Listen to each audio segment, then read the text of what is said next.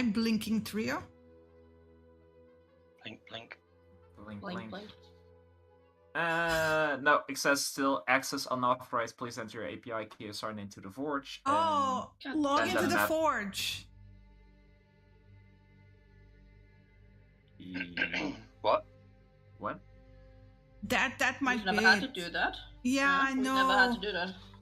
I I've never know. had to do that. How God do I damn log it. into the Forge? I don't know. Sometimes it does this weird thing. I don't know why. It should allow you guys to I'm getting that too. Access unauthorized. Please enter your API key to enter the Forge. But invitation I'm links. still I'm afraid to seeing. reload in case that comes up for me. Yeah. I'm still seeing the map. Here is the actual game link. Close your windows and click on that, and then try to log in. Okay. Like everything else was working fine. The music was there. Character sheet was there. It was just the map that wasn't loading for me. But It's not something like you turned off background images in your browser. No. I get this sometimes as me because I'm not logged into the Forge.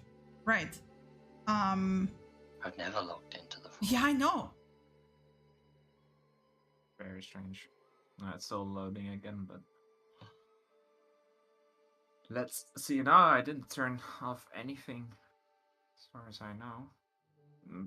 Oh, it's just darkness. You know what? I'm gonna stop the server and restart it. I mean, if it's just me in the map, like But it's also Chris. No, Chris No, is fine. I'm It's fine. just I'm it's just getting me, the error. apparently. Yeah, but Yeah, try I'm to put getting him the on.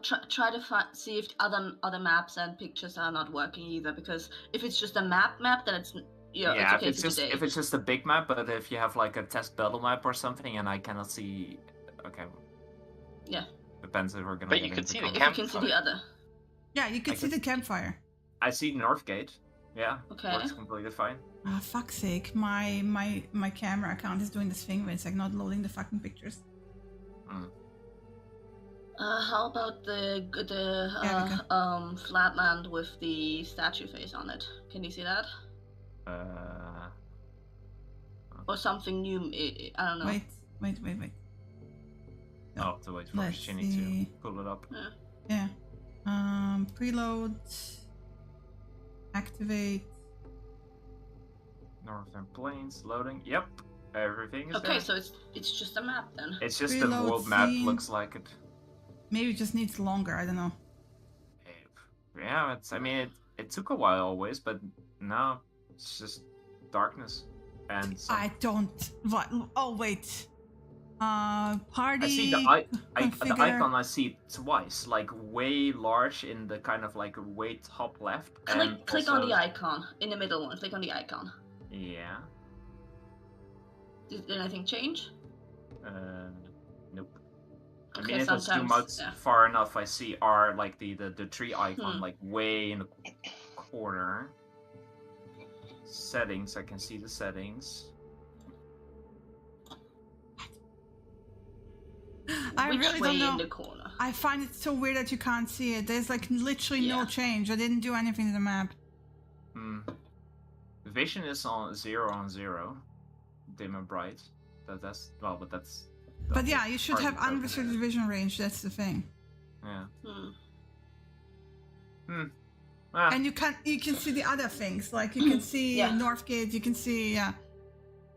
Thing For is that example, the only thing that I can think of is that Yona registered as party during the rolls at first. So maybe you aren't. Maybe that's a problem that you aren't Yeah, I'm gonna preload Tuzen. party. Activate. Yeah, Tucson, it's fine. Okay, no fucking clue. No.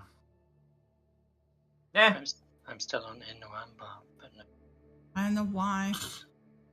because I was logged out and Oh. when you were resetting.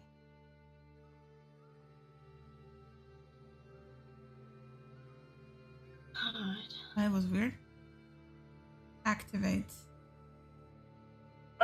No. Darkness. I have no idea. It's alright. It's alright. Let's just start It's the fine. session. Yeah. If there's world map stuff, just tell me about it. Yeah, it's fine. Send me a screenshot or something. Yeah, I I was don't gonna know. say I can share screen. Yeah, exactly. If there's world map stuff, I'll just look on your guys' screen and then. Yeah, discuss if any of them. the other pictures and maps have problem, let us know immediately. But otherwise, Yeah. yeah. Otherwise, I suggest we start. Okay, Mhm. Lena, kick it up. Well, sorry. Okay. Welcome to session 59. Proper with all the technical difficulties. Fuck yeah. How's everyone doing? It's.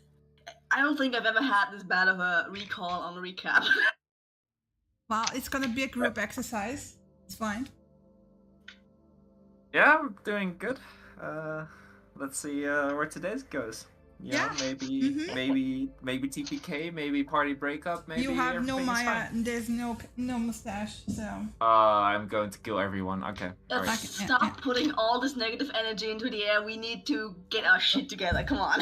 Nah, I'm going to murder everyone. No, Why? you know that this is gif my of do that that? little girl with the hoodie jacket. She's lying on the floor and like doing the temper tantrum on the floor. Yeah. That. Jenny, What? no, nobody ever gets references. No. Fuck's How sake. about that one meet where a little girl is staring at a camera and behind her the The building is blowing up? burning. Yes. Yeah, that's more like it. I This think that's one. more like it. This one. Yeah, still didn't get No, it. that one I don't know. No, not Okay. that one. Yeah. That's Never that's seen what we're it. gonna do instead today. Instead of like being cooperative. Exactly. Yeah. That's the one. Yeah. Okay. That's the creepy girl. No, it's not. That's a smug girl. Like, look at what I've done. Yeah. You're next. Yeah. That's a mirror right there. Okay. Lena, take it off. Ah, fuck. Okay. That's not what we did. That is definitely not what we did. I mean, one of us did. Hey. Hey, Did we? Hey. I don't think they Well, then- did. there was lots of canoodling in the river. Yeah. That was the session before last session, though. hmm Well, we started with they were still kind of in the river, so yeah. Yeah, Okay, we fine. did. We started with them Counted. still canoodling. Fine. Yeah. I'm vetoing this word, by the way. Fuck that. Hey, I brought this world to life, so I will continue using Okay, it. fine. Canoodling. Canoodling it is. All right. So if I remember correctly, we started on the morning of the 3rd still, and basically at the very beginning of the Second. last session. Second? Second. It was second. Okay. It was 2 p.m. in the afternoon on the 2nd of Harvest. Okay. Yeah. It was just after daybreak was basically our morning was midday. Yeah. Okay, makes sense. Yeah, we slept during the Yeah. day. Yeah. That's true. All right. So slept quote unquote because none of us did sleep. hmm And we started off with half of us, like 2/3 of us, is just finishing up with our getting ready, bathing, whatever, and Viera having just packed up our camp. hmm And Samira came to Viera to basically let her in on. Was that the point that we stopped? God, my fucking brain. Okay. Yeah, to let her in on the I'm confused. Did we talk about the dragon at that point? Maybe? We spoke about Hollowstone along with the bones of Uh-huh. the White Wolf, which is actually a great silver dragon. Yeah, that's what we spoke about. Okay, I and could. It's in the past has been a place to break oaths, Mm-hmm. though that was 400 plus years ago. Exactly. Brief And- conversation about the history of the Deti. We also talked about a wandering tribe, Mm-hmm. which is rumored to still exist. Yep. And we all agree, well, you and I, Have because more Cassius and Layla weren't there yet, we agreed to actually sleep properly tonight because both of us were a bit Exactly. zoned out. Yeah, as well. That too, and also we had still like the information that Simura brought to Viera. The both of them had more questions, so they were gonna talk to, Nimrod about that. And then was around the point that Layla and Cassius rejoined, and we quickly, like Nope. basically through the information? They were on the banks of the river, having a conversation between themselves. I told you guys I'm shitty at recall today. This is Um, awful. The only Uh, two things I've got written down is basically there was a discussion about the Undying King. Yes, Undying Game, And- false gods, like, or the ascended deities. Yeah, all of that. And like- Layla basically reiterating that actually Bertram is the person to ask all of this because he really Mhm. knows a hell of a lot more about religion than Layla does. Mhm. Mhm. Those were my two main points that I've got written down from that part. Yeah, that's Yeah. that's the biggest. But basically, mortal mages that became power enough to proclaim themselves deities. And there was like some huge war, but this was And even like Cass is going, oh, really? Now I roll it. even 2,000 years before the Red Light. Nah. Because he didn't do shit. He kept I his know. face straight. I know. Yep. I know. Yep. But inside you were, oh, really now? Maybe there was a slight Okay, eyebrow raise. less but- speculation, more fact, please. At that I'm pretty- point, I don't think you discussed anything else. I think at that point you guys came back over and then it Yeah. turned into a group conversation. Yeah, I'm pretty sure actually Nimrod joined pretty quickly because we threw a lot of words out there and Cassis was confused, like, what are we talking about? Please say explanation a bit more. And then we let them all in on the dragon and the Mantle of Earth, potentially next to Hollowstone in the region. And then we planned which route we were going to take we decided Hollowstone. And it was thrown out way by flying on owls, but Nimrod shot that down because sky is for the old ones and the deity of the sky, apparently. And that we, it was, I think, roughly an 8-day trip, normal speed to Hollowstone, something like that. And yeah, and also what was brought up, I think definitely before that, is that Vera was aware that someone got sick behind the tent. So that was shared with Samira that, maybe that's gossipy was Layla, but who knows? And yeah, then we started our travels to Layla did Holden. firmly deny that she is pregnant. She did deny that, yeah.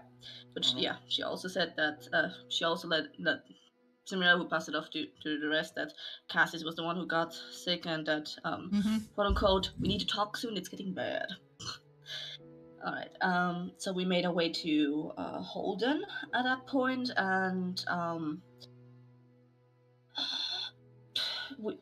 because we need more rations, Samira started asking about how trade works there. Apparently in Holden, trading for things is a thing, but also to stick to your own gender if you don't want to be flirty. And actual like commerce and such could be found in the next town over, which is Chiron.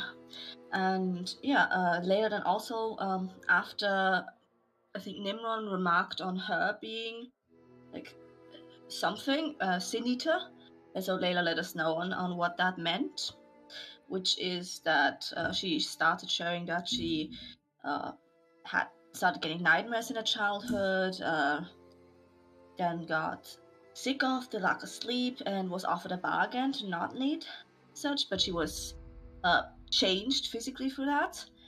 And when she was sleeping, she started long-distance sleepwalking, which eventually ended up with her in a completely different place where Destrian helped her out afterwards.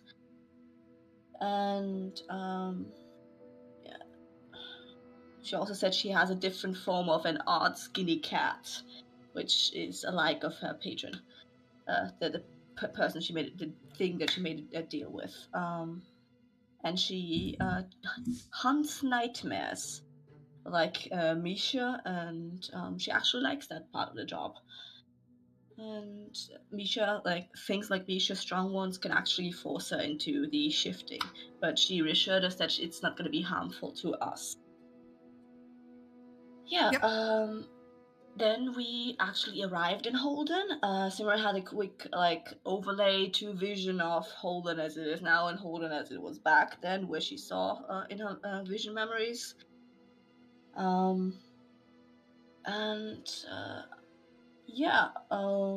at that point Nimrod parted ways to go to make sure that it's okay if we stay here. He talked, I think, to the big leader, whatever the fuck. And we started making a tent, and Vera made her rounds, basically to check this place out. Had a conversation with a Furbolg, and rejoined with us, and nothing more remarkable about that. And at the same time, we set up camp. And Cassius and Samira then went off to find someone to trade for the rations, which there was a language barrier, but we somehow got through. Somehow got through, and I think Layla and Vera had a conversation at that same time, but I don't remember. It was maybe something about the herbs?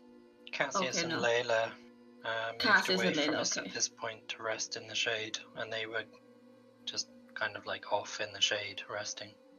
Okay, yeah, so they were resting in the shade, and Vera was brewing, and Samira was weaving. And then after like 4 hours of that, we rejoined together again as a group, and Q came conversation / fight of the day, where first of all topic of discussion was Cassius, and we learned that the two of them shared that Northgate had a temple of a Forgotten Realms deity, and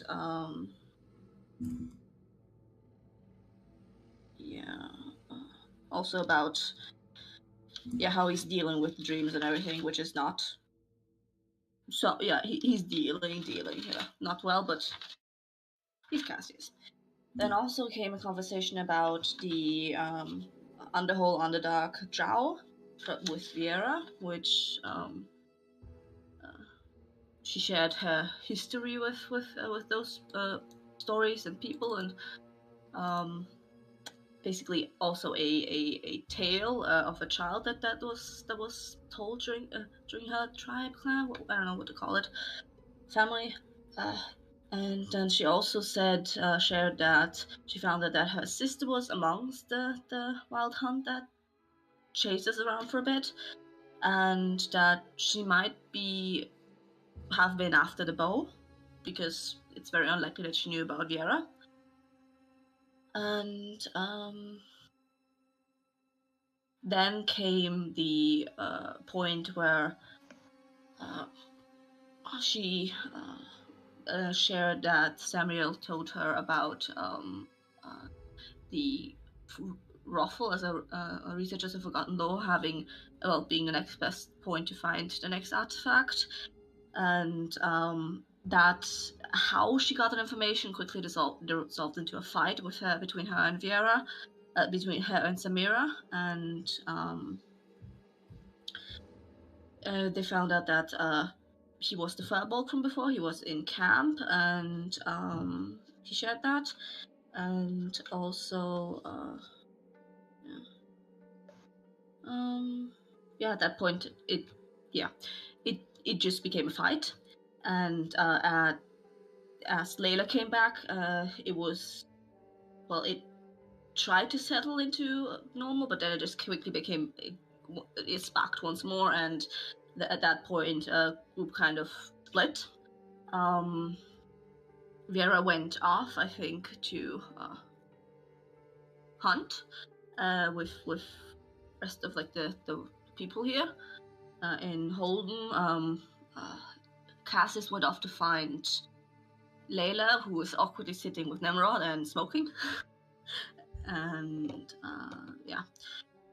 Samira stayed at the campsite and had afterwards a conversation with Nimrod. And I think each had their own evening and sleep, and in the morning we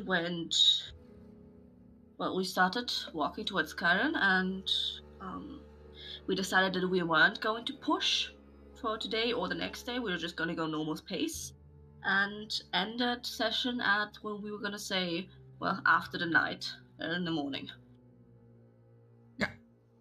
So before you go on the 8-hour journey. Exactly. Okay. Okay. Well, then it's 6 a.m. You are in the Northern Plains still. Over. So, you are walking for 8 hours. It's the day before. It's a hot day, so it's more or less rolling hills, like before. Presumably we get a long rest. Yes, you get a long rest. So you may do that now.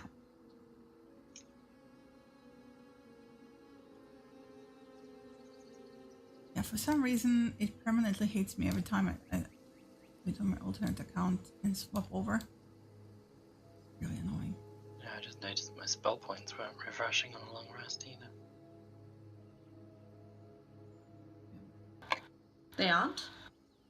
They weren't. They should now.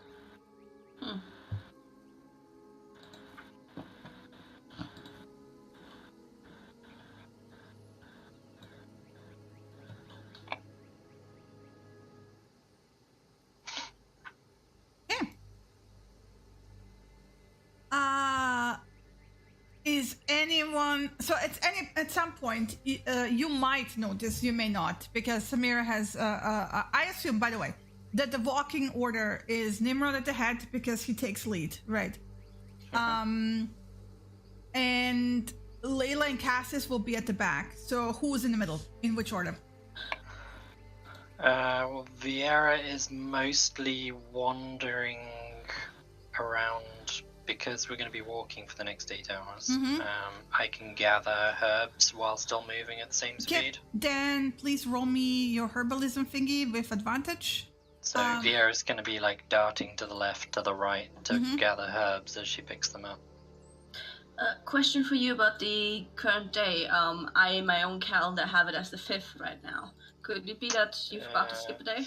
5th, it is the 5th of harvest. Yeah, because it's currently the 4th for me. I didn't skip forward. It is, awesome. Yeah, we didn't skip from the rest from the previous day. Yeah. We kind of time skipped the whole day. That's why you probably forgot. Well, we didn't time skip a day. We went to sleep. I wasn't paying attention to the clock on the calendar while everyone was RPing. So yeah, okay, it's the 5th. Yep. So 6 a.m. you say? Well, I mean, sometime between 6 and 2 p.m. Early morning. Yes. Yeah, sure, fine. So you want a survival check from me? Yes. With advantage, because herbalism. Okay, yeah. Predominantly looking for antitoxin materials and sage berries, if there are any. Roll me for the antitoxin one more time with advantage.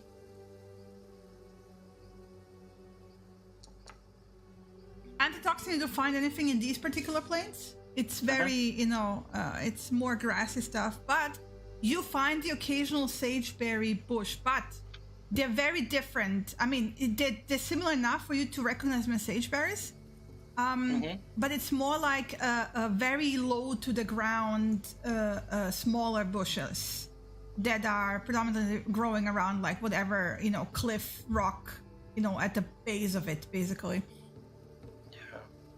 Anywhere that's basically sheltered, I guess. Yeah. Where like the wind is not blowing too hard on them, basically. The leaves, like when because you have to cut it and take it off, have a similar but fresher smell compared to what Nimrod is smoking. So dried that, basically. Yeah. Okay.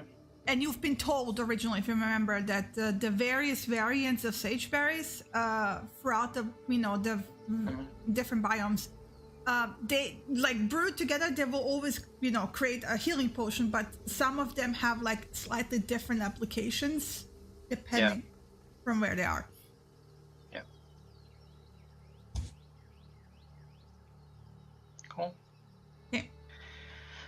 So I assume I just roll. yeah, D4. Before double doubles. Or... Double. Double. Ooh, that's Nice. a 34. So 12. 12. Yeah. Yeah. Cool. 12 weed. All right. A 12 bead. Well, that's like. And I will say Tough that one. you can easily, like, because sage berries for healing potions, you use the berries themselves. If Yeah, you want so to gather a bunch of leaves, can- you can also can have she 12 snip- portions of, you can also get 12 snippets of Well, leaves. I mean, we're walking for 8 hours, so Yeah. Viera's just gonna kind of pull the leaves off one by one as she's walking from the stuff that she's clipped, and then Yeah. once she's got a pile of leaves, she'll just kind of motion to Layla at some point for her to run and catch up, and then take them off her, and then she can fall back into talking to Cassius. What? Take them off her? To take them off me, Ah, okay. Yeah, sure. because she's the one who wanted the leaves. Yes.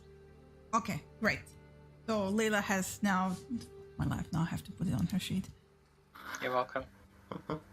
Why you do this to me? No, you know what? Layla will just give it to Cassius. There. Wow. Rip. Delegation. Oh, You- she's you- that kind of woman while shopping. Just give it every bag over. No, she will be Alright. like she will take the satchel that we got from Nimrod. She will give it back to Nimrod when we make camp. So she will She's take not the dried yet. How does I that mean- work? dry them. Yeah, it's not hard. Work. Maybe you should ask Viera how to dry them. She grins at you. Drying leaves. I think I can dry leaves. Can you? He just shrugs. So how do you dry them? I don't know. Just keep them far away from water. Oh, all right. Ah, you missed a trick there. You could have said with dry humor and lots of sarcasm. Too late. Too late. Anyway, so Samira, how you were following Nimrod? What do you mean, walking how? next to him? You walking behind him? I mean, she's not gonna do like a just kind of like she usually travels. She doesn't really give much of a care about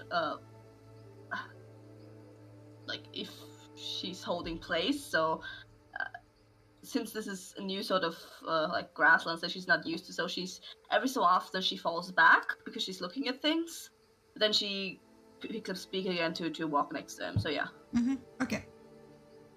You look around or back at some point. Yeah. Okay. Roll me just a D100 just to see a percentage chance if you catch something or not. D100, very unlikely. Hey! Yeah, actually you do. So at some point you look back behind you and you notice, well, Viera is like kind of all over the landscape, right? So that's with Ebrav. But you kind of look back, and because your passive perception is usually like abysmal, but like you look back and you notice that like Cassius and Layla have fallen back like a good 150 feet. Mind you, I want to point out, these are rolling plains. You can literally see 36 kilometers ahead of you and behind you and around you. It's not really a problem. But you kind of catch them in a moment where kind of like, they're kind of like throwing both of their hands up, and they kind of like facially, they look like they're arguing. I mean, you can't hear it. They're far away, right? Nobody's like yelling at the top of their heart. But it looks like they're arguing about something. Mm-hmm. So yeah, you notice that. That's it. That's all I wanted to say. Okay. Anyway, so after 8 hours, let me now actually forward the clock. 1, 2, 3, 4, 5, 6, 7, 8. There we go. It's basically where you then start making camp. You know, Nimrod will like pause. Okay, it's been like a whole days of walking. You can't make it to the crossroads without pushing heavily and into darkness. And then it's like not really. You might not even be able to like make a good camp, basically. And he pauses at a spot again where you can find good shelter, like against a cliff. So you have like at least wind shelter from one direction, right? And Layla will actually help, like pull Samira off to help with the tent this time. So it's not always the same people who are, you know, putting up tents and stuff like that. Abo, Yes. what you up to? What you up to? Yeah. Basically, Cassie will wait until, and it kind of depends on what Viera is doing, but he'll look for an opportunity to, basically go to her if she's a little bit to the side, and if that doesn't occur at some point, he'll just like walk up to her. Everybody's preparing camp at the moment, aren't they? So, Yeah. Vera would probably have asked everyone to supply her their empty water skins, and she'd be casting Create Water to fill them all up and then stopper them. Okay. So she'd be in the process of filling up water skins and Mind closing you, stoppers and stuff. In the moment when you start pointing out, like, hand me on water skins, Nimrod will kind of like point you the direction, tell you there's a small creek. That's nice. Yeah, I mean, he does that. He points things out. That's nice. Okay, yeah. Anyway, you do create water and you stopper them. Okay, awesome. Please continue. Oh, basically, if she's doing that and doesn't like go to the creek, it's just kind of like looking and walk up to her. Hey, Vera, Yo. you have a moment? Just, I'm actually really, really busy. come on, Tell? let's go. Yeah, no, you're not. Let's go. What's up? And this just indicates, and it's like, let's go sit over there a little bit. And it just points to a spot in the shade. Glances warily at Samira and Layla at this point, just to see are they putting up the tent in silence? Are they talking? So as you look over, you will notice Layla making brief eye contact with you, and then kicking out one of the rods of the tent. It's like, oh no! Help, What? Samira! Shit! Oh, I'm so What? clumsy. I'm so sorry. Help me with this, please. Okay. There's an Okay. audible facepalm from Cassius when he doesn't say anything.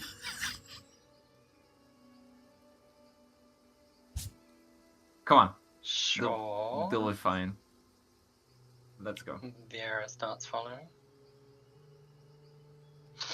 And Cassius will just kind of like sit down in the shade. At this point, he just takes off his boots as well. It's fucking boots, 8 hours of walking. And yeah, he just waits until you sit. Until Viera sits. She's still standing because you haven't said to sit, so she's kind of waiting expectantly. At that point, he kind of just looks up. I mean, you wanna stand after all that walking? Come on. I'm used to let's- ranging. I take it it's a serious conversation if you're asking me to sit down? Yeah, it is. Okay, what's on your mind? She kind of gets herself settled down, probably about 6 or 7 feet away.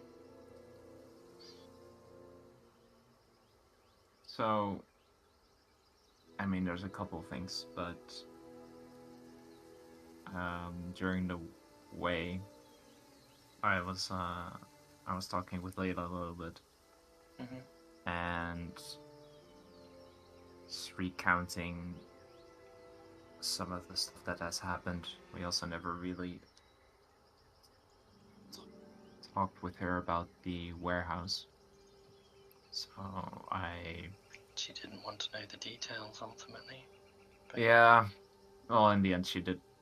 Now she did. And I realized something. And I don't know exactly how to bring this up, so I'm just gonna straightforward. When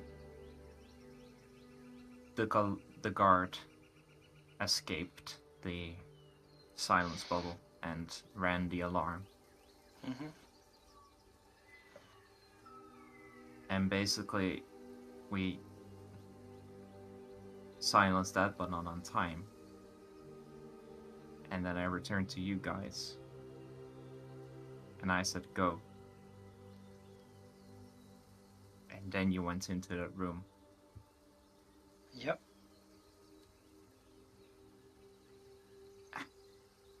In my recollection, when I remembered, or at least after that night, I mean, a lot of things happened, and in my recollection, you were already there. You already jumped, but I realized, thinking back more carefully, that you went on my initiative. Well, I was a tiny spider, so it's easy to forget exactly where I was in the thick of what was a stressful situation.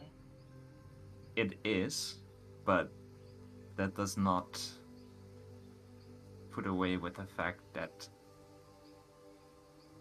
I think I made an error of judgment anyway.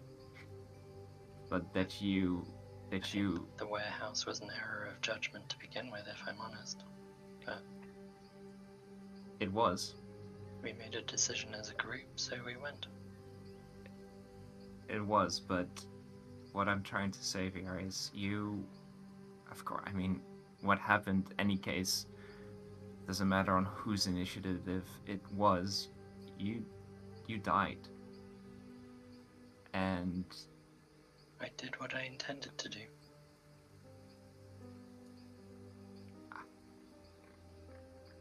I just realized that... Don't beat yourself up about it. It wasn't your fault that I died. You're not the one who sat there and pointed the finger at me to cast a spell. You're also not the person who unleashed whatever the hell the other thing was. Those things weren't your fault. Maybe not. And of course, like, I also think back, and in the end, if we waited until he was alone in a room and we were all three next to him and he did his whatever fucking shit he pulled, I don't think I would be standing to pull you back either. So yeah, maybe in the end it turned out right, but I never, because of my own mistaken recollection or not realizing it or just glossing over it, I never realized what exactly happened and why you went into that room. So I wanted to bring that up because I don't take that lightly.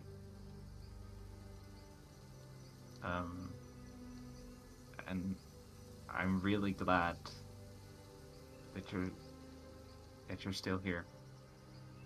Me too. I suspect you found out something new about your powers that day too. Did you know that you could bring the dead back? No. So never had a reason. It was a learning experience for you too. In more ways than one.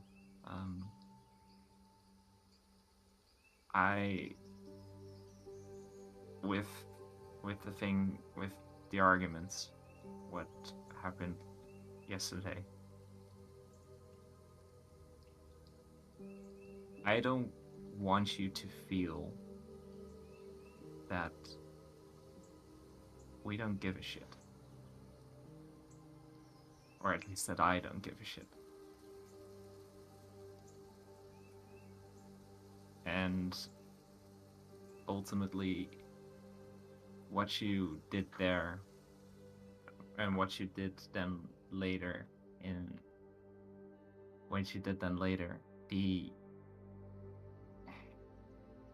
with Samriel, with all these artifacts, you're doing this mostly for me, right? Obviously. I don't have any reason to hunt down the artifacts other than the fact that I now have a blood oath too. But what good do they serve me? Artifacts have never been for me. Mm-hmm. I mean, sure, it'd be nice to see the outside world, presuming that's what the artifacts will help us do, but with the deal I've made, we will have that knowledge anyway. So...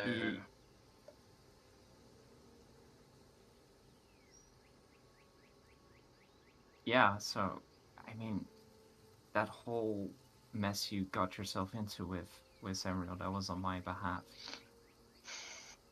Right? I think... not entirely.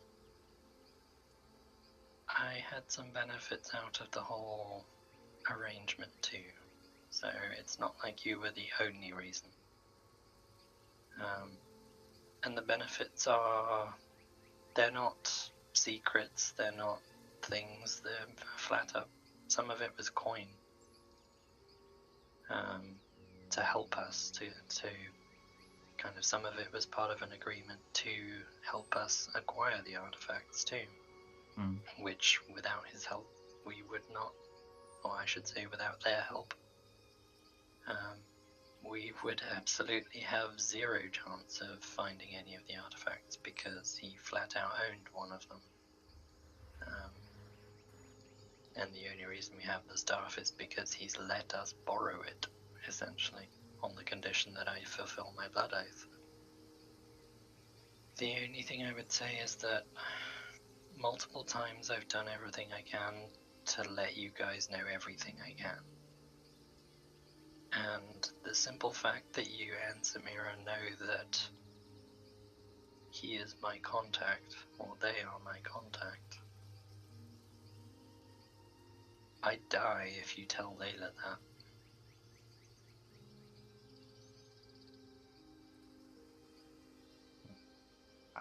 So when it comes to how did I find this information out, from now on it's really going to be, I can't really say because of an oath.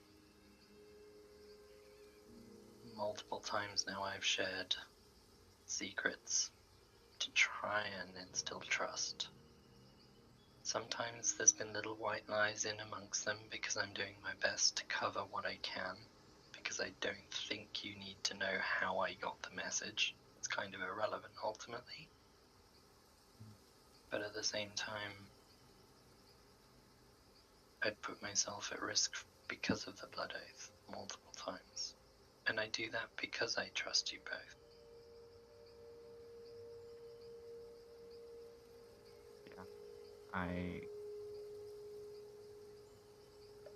During the conversation, I was trying to,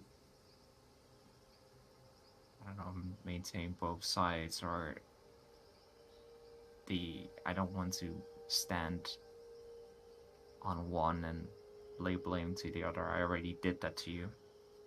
I know. Before. It's a difficult place to stand when you're the third spoke in a wheel. But then again, I talked with Samira a little bit afterwards, and I realized that with the oath that you made, and that you're already likely stretching what you can do, what you can say, and in the end, I think before when I look back to Taria or things that happened there was always this kind of lingering. It's like, okay, but what if she fucks us over? But I'm completely done with that because I see, and that's why the warehouse part was also important for me to bring up again. I see what you do for this group, for me, and by calling you out on something so small that brings you in a situation where, and I completely get that, where you're probably like, why am I even doing this? Why did I tell them in the first place, or why am I even helping? Because it's not even worth something to them. I think there's a simple answer to that, and because I still class you both as friends. We've put our lives on the line multiple times. I've put my life on the line twice for Samira, particularly, and died twice because of it. I would still do it again because I'm protecting my friends.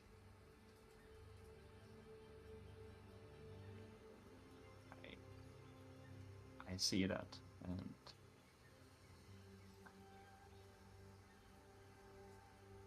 I would do that too. It's not about that for me. It's about knowing we can trust each other. I know. And I get what Layla says. She says that we should talk. I don't know how to broach whatever's going on with Samira. We were alone when you guys were away, and she said that we should talk, and I was like, well, I'm all ears. If you want to talk, that's fine. And she insisted it be us as a trio, and I said, sure, fine. And the next time we're a trio, start the conversation. And it wasn't so much of a conversation.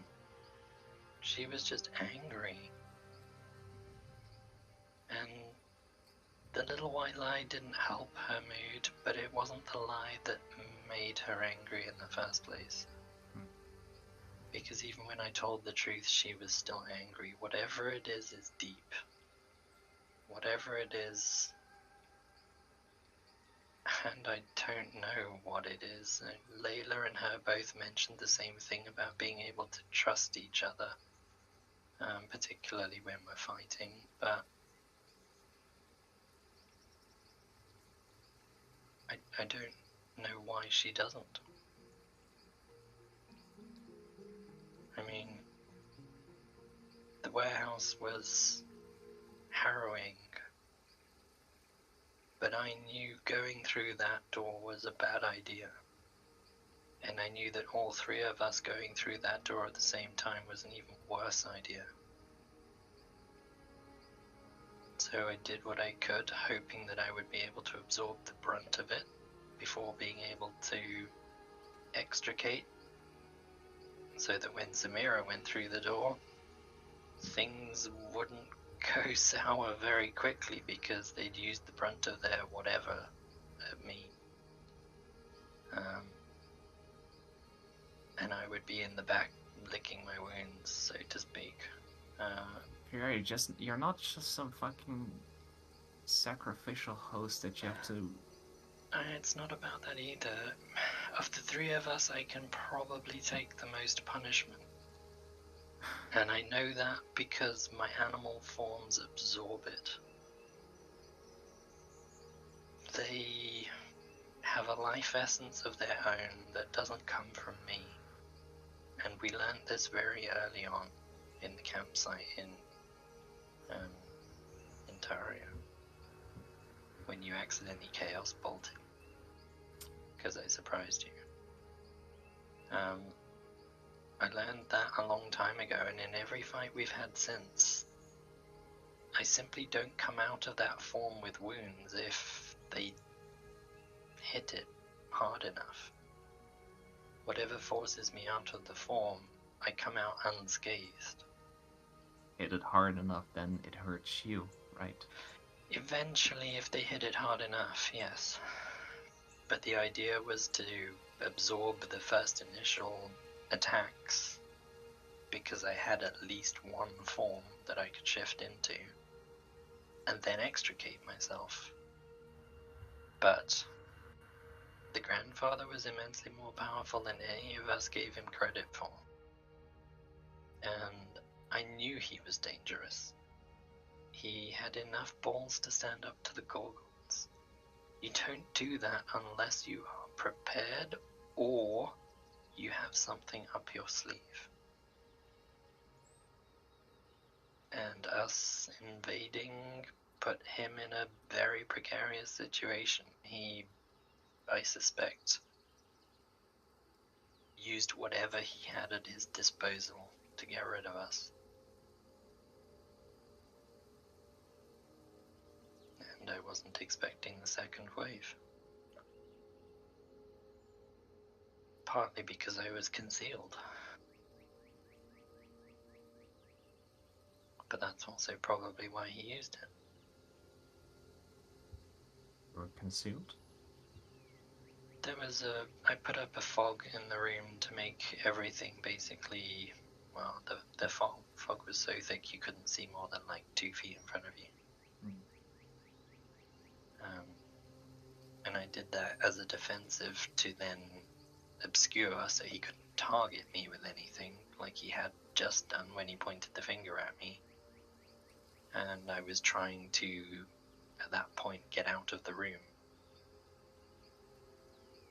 And I just couldn't move fast enough.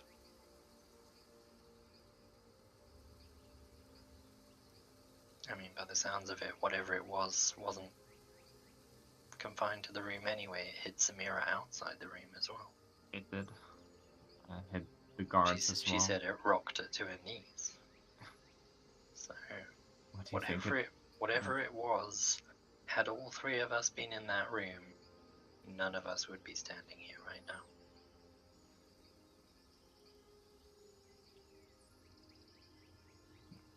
And ultimately, I don't know how I knew that. I just knew that me going in first would take the brunt of whatever it was that was coming, and give you guys an opportunity to survive, at least pull back, perhaps.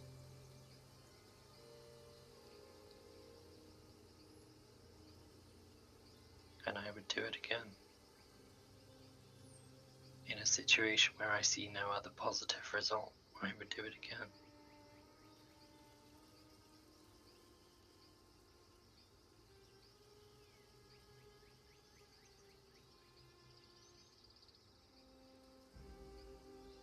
We really do need to get to talk more during fights, though. Yeah. Obviously, I couldn't talk while I was a small spider, but there's just certain situations where it's not possible, and there are ways. One of your detect thought spells could have easily done it. Thing is, I cannot keep that up with some other things at the same time. No, I know. But hell, like if you'd come back and said run as opposed to go, then we would have fled, hands down. Yeah. I'd have jumped onto Samira's leg and then climbed up onto her shoulder while you two ran and climbed back out the way we came in, but that wasn't the call. The call was go, so we went. And I trusted you two to have my back, and ultimately you did. A little late, but yeah. Better late than never.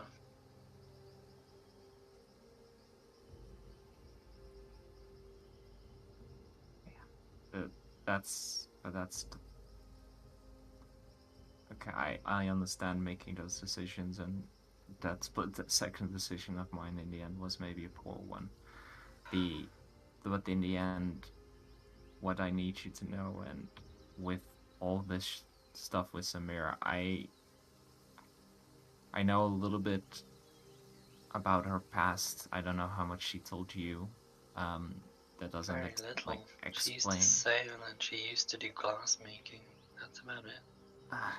She's mentioned the odd thing here or there, like the tattoo for her brother, and that she's lost people dear to her, but she's never said anything about how she lost them or why.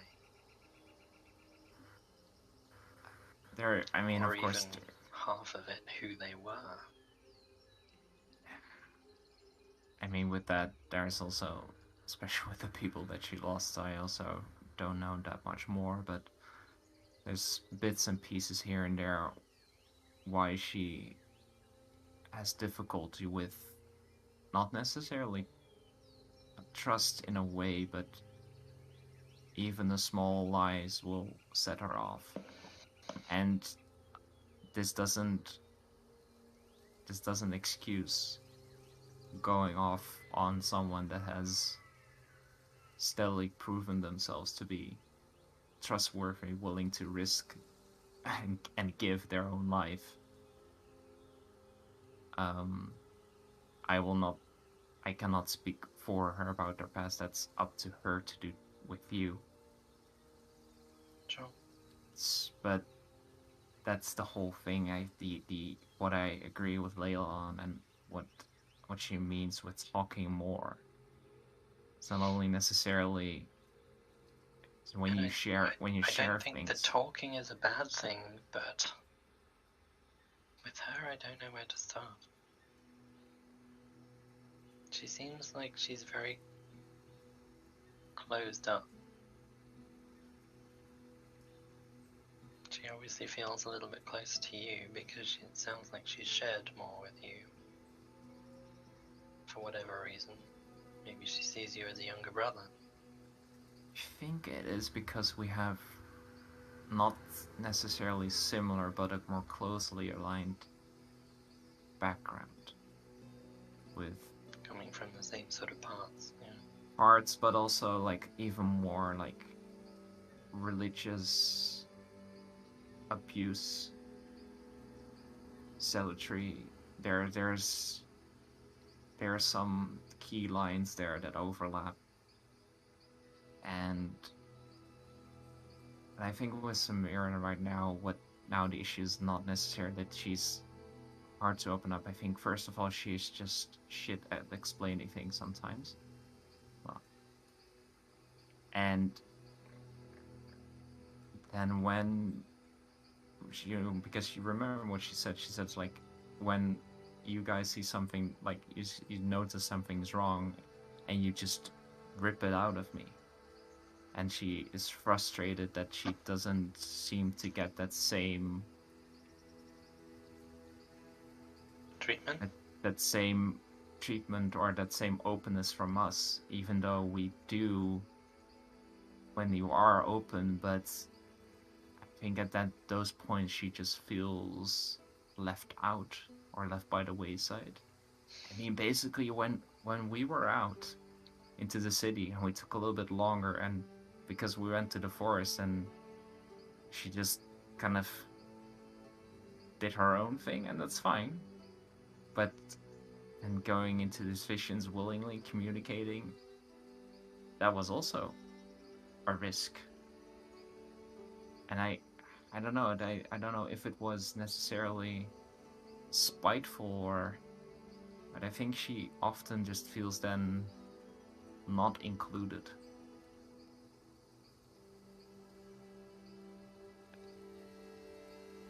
The thing, so with the current situation, talk, yes, and if you say you don't know where to start, you know, sometimes these. I don't know where to start is that I've tried to include her with many other things before that. We trained together for a while while we were in Taria, and that was great. We didn't talk so much, but the camaraderie seemed to be there. And then kind of I presented you guys both with quarterstaffs. She went off and secretly did her own thing and then came back to present us both with gifts too, which was all good and nice, but when I asked her about how she managed to enchant them, she was just like, well, I don't know. I was like, well, can you show me at least maybe something of what you've done? Like, I want to enchant stuff too. She was clearly just not interested at all. Which is why I started talking to Giuseppe about it all. I mean, I definitely don't think it's wrong to talk with him about it because he seems to be an expert, but Well, yeah, I mean, that's kind of why I reached out towards him. He was the first proper enchanter we came across. But, I mean, it's not the first time I've reached out to her to try and bring her closer and bring her in. For the most part, I don't know. I don't know if she's just got things on her mind or too worried about other things, but maybe that's part of it. Maybe she also feels that she doesn't, like, she can't explain it that properly because it's sort of irrelevant. She figured out how to do it somehow, didn't she? I mean, it's the same. Even if we try together and fail, so what? It's, well, true. But maybe it doesn't have to be successful. It was a case of she managed to do something. I'm trying to learn that too. You're obviously one step ahead of me, but there was a lot going on at the time. There was a lot of stuff going down with the storm and all the rest of it, but like I say, it's not the first time I've reached out, and not the first time I've been kind of silently rejected, if you like. So I stopped reaching out. She clearly didn't want me to.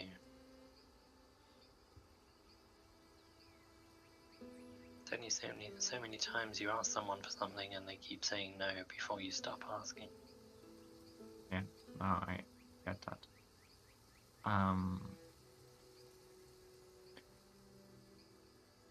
I'm not sure.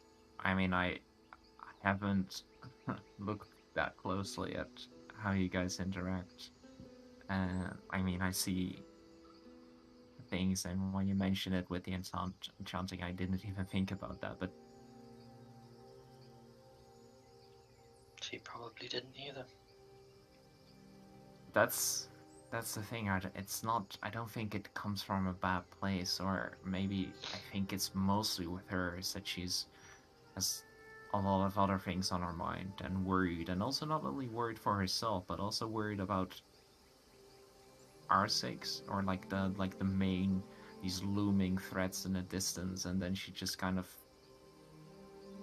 shuts down. And I mean, we all carry the same burdens. Yeah, but in the end, if you achieve something together, if you're working on that relationship in the end, also for the bigger goals, that will help. That trust, that friendship, that bond will see you through a lot. So it's not... Sure, but right now, every time I've opened up, I've been shouted down. Yeah. Doesn't really feel fair. It doesn't. It doesn't. And whatever it is that's in her past that causes her to mistrust or, I don't know, see slights or whatever it is that makes her behave that way, she's gonna have to get over that. That's not something that I can necessarily help her with. It's not something necessarily you can help her with either. We can be supportive, sure. Mm-hmm. We can not escalate arguments further by walking away instead. But that conversation 2 days ago wasn't a conversation. It was more of an interrogation. Interrogation and shouting. And and at no point did I raise my voice.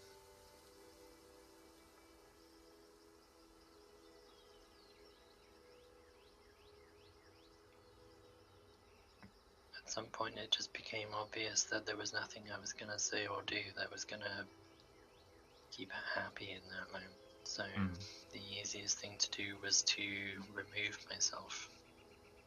Yeah. At least then she might simmer down a bit, I don't know.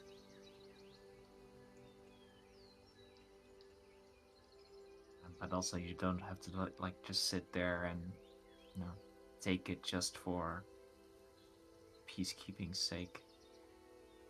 She doesn't have that like leverage over you. She doesn't own you. Right? So No, she doesn't. and just the thing is, and I'm gonna sound very selfish when I say it, but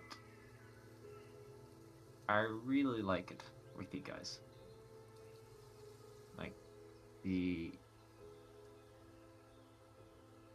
things we have been through, but also just how I feel when we are all together doing questionable things. That this is... I've never really had a family before. You've been missing out then. And this is what that feels like for me, and I don't want that to stop. But then on the other hand, if we cannot function as a group together in conversations, if there's lingering resentments or whatever is going on, we're not gonna function long enough for as a group to see the end of this. We'll get ourselves killed. Oh, already got you killed. Well, and the grandfather got me killed. Yeah, well, So did the Hobgoblin Captain. So did the Hobgoblin Captain. You weren't the one swinging the blade or pointing the spells. I know, but in the end, there is another part of this, and if we don't get our shit together, even before any of us dies, Layla's going to leave. And I also don't want her to leave. Neither do I. At the end of the day, we have intertwining blood oaths, by the sounds of it. Yes. But just besides all the oaths, besides all this stupid fucking promise shit, and what I have with you and what I have with her, that for me that transcends it. And if something happens and we don't function, and some of us leave, I really don't know how I would take that and how that would end.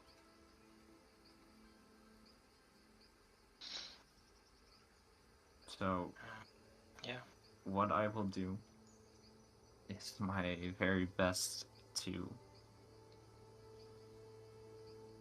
get us to a situation where we can talk and not shout, where you can also feel open and heard when you share things from your past, when you, like what you did, what you also mentioned before with the Underholds on the Dark, whatever fuck it's called here.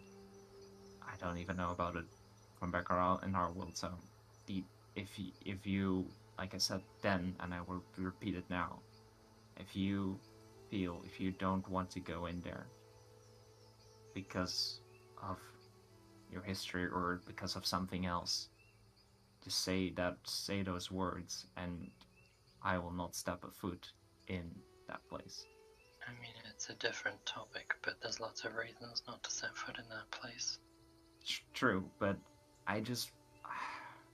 I just think it's very important for you to know that your own fears and past, that like that's okay. Those are hurt, and I will not do anything to brush over that or do away with that, because in the end you were important to me. Appreciate it. And I hope you know likewise. Okay. Maybe next time if you jump in front when there's like a flying bat thing that wants to grab me, like then maybe a little bit more, but wants to fly, right? I'm just thinking, I know it's only a matter of time. At some point I'll just turn into a giant eagle and take out the giant bat instead. I would like to see that. But on a semi-serious note, we do need to get a saddle fitted. Good idea. And talking about things we're doing before, at some point I also look forward to actually make some potions with you. I haven't done anything with that shit at all. We'd have to return to Tucson for that, but I suspect the alchemy shop will be more than up and running by then. The smithy not so much. By then, Because, again, that was something I was going to do with Samira by hiring the staff. We just never got around to it. yeah, we'll get to it. You guys will get to it. Well, eventually, yes. Yes. And in the meantime, we can think about what we're gonna make. I mean, poisons, obviously. Poisons. I like that. Gorgon needs a supply of poisons, I bet. As far The as real we- question is, can I turn into a giant spider? And then could you melt okay. the venom? The conversation that we just had ends here. I will not step a foot. Is it just spiders? I don't know. Okay, it just has too many legs. Does it bother you that... Okay, so if I turn into a snake, you're happy with that? Snakes are the big Less ass bothered by. snake that you turn into. That's fine. I just don't like spiders. To be fair, I do it because it's a mockery for the most part. Spiders are a sacred creature of the Drow, Oh. which are the Dark Elves who live in the Underdark, who my kin basically have a blood feud with, essentially. Spiders are their most revered creature because their goddess is part woman, part spider. So for the most part, it's a mockery. That's predominantly why I've used them. I mean, don't get me wrong, some of the forms I switch into, the two-headed spider, that's pretty useful. But I'm getting to the point now where there are better shapes to take.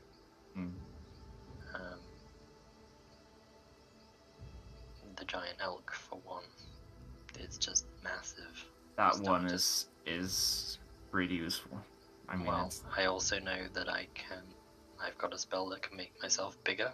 It only lasts for a minute. But if I use it on the giant elk form, I become a 40-foot tall giant elk. So, that could, if we ever need to siege a castle, I guess that would probably do it. that would probably do it. Yeah. So that's amazing. Around this time, you can see that they seem to be finally getting the camp finished. Yeah. All right. This was a very frustrating 45 minutes for Samira, as Layla seemed to be particularly clumsy today. Yeah, she's doing very well because she rolled pretty high on her own, but she's just continually sabotaged. Yeah. At that point, like Castle just indicate and get up, and he'll walk over to Vera and just hold out his hand. She'll grab it in like a hand to forearm grip. Mm-hmm. And then he's gonna give her a hug. She'll hug him back. I'm really glad you're with us, Vera. Don't forget that.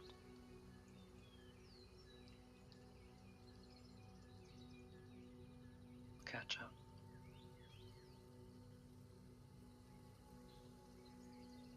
Yeah. Okay. And then I guess walk back to camp. Around this time, Nimrod will come with a mouthful of rabbit. Two rabbits. Big ones. And just plops them down.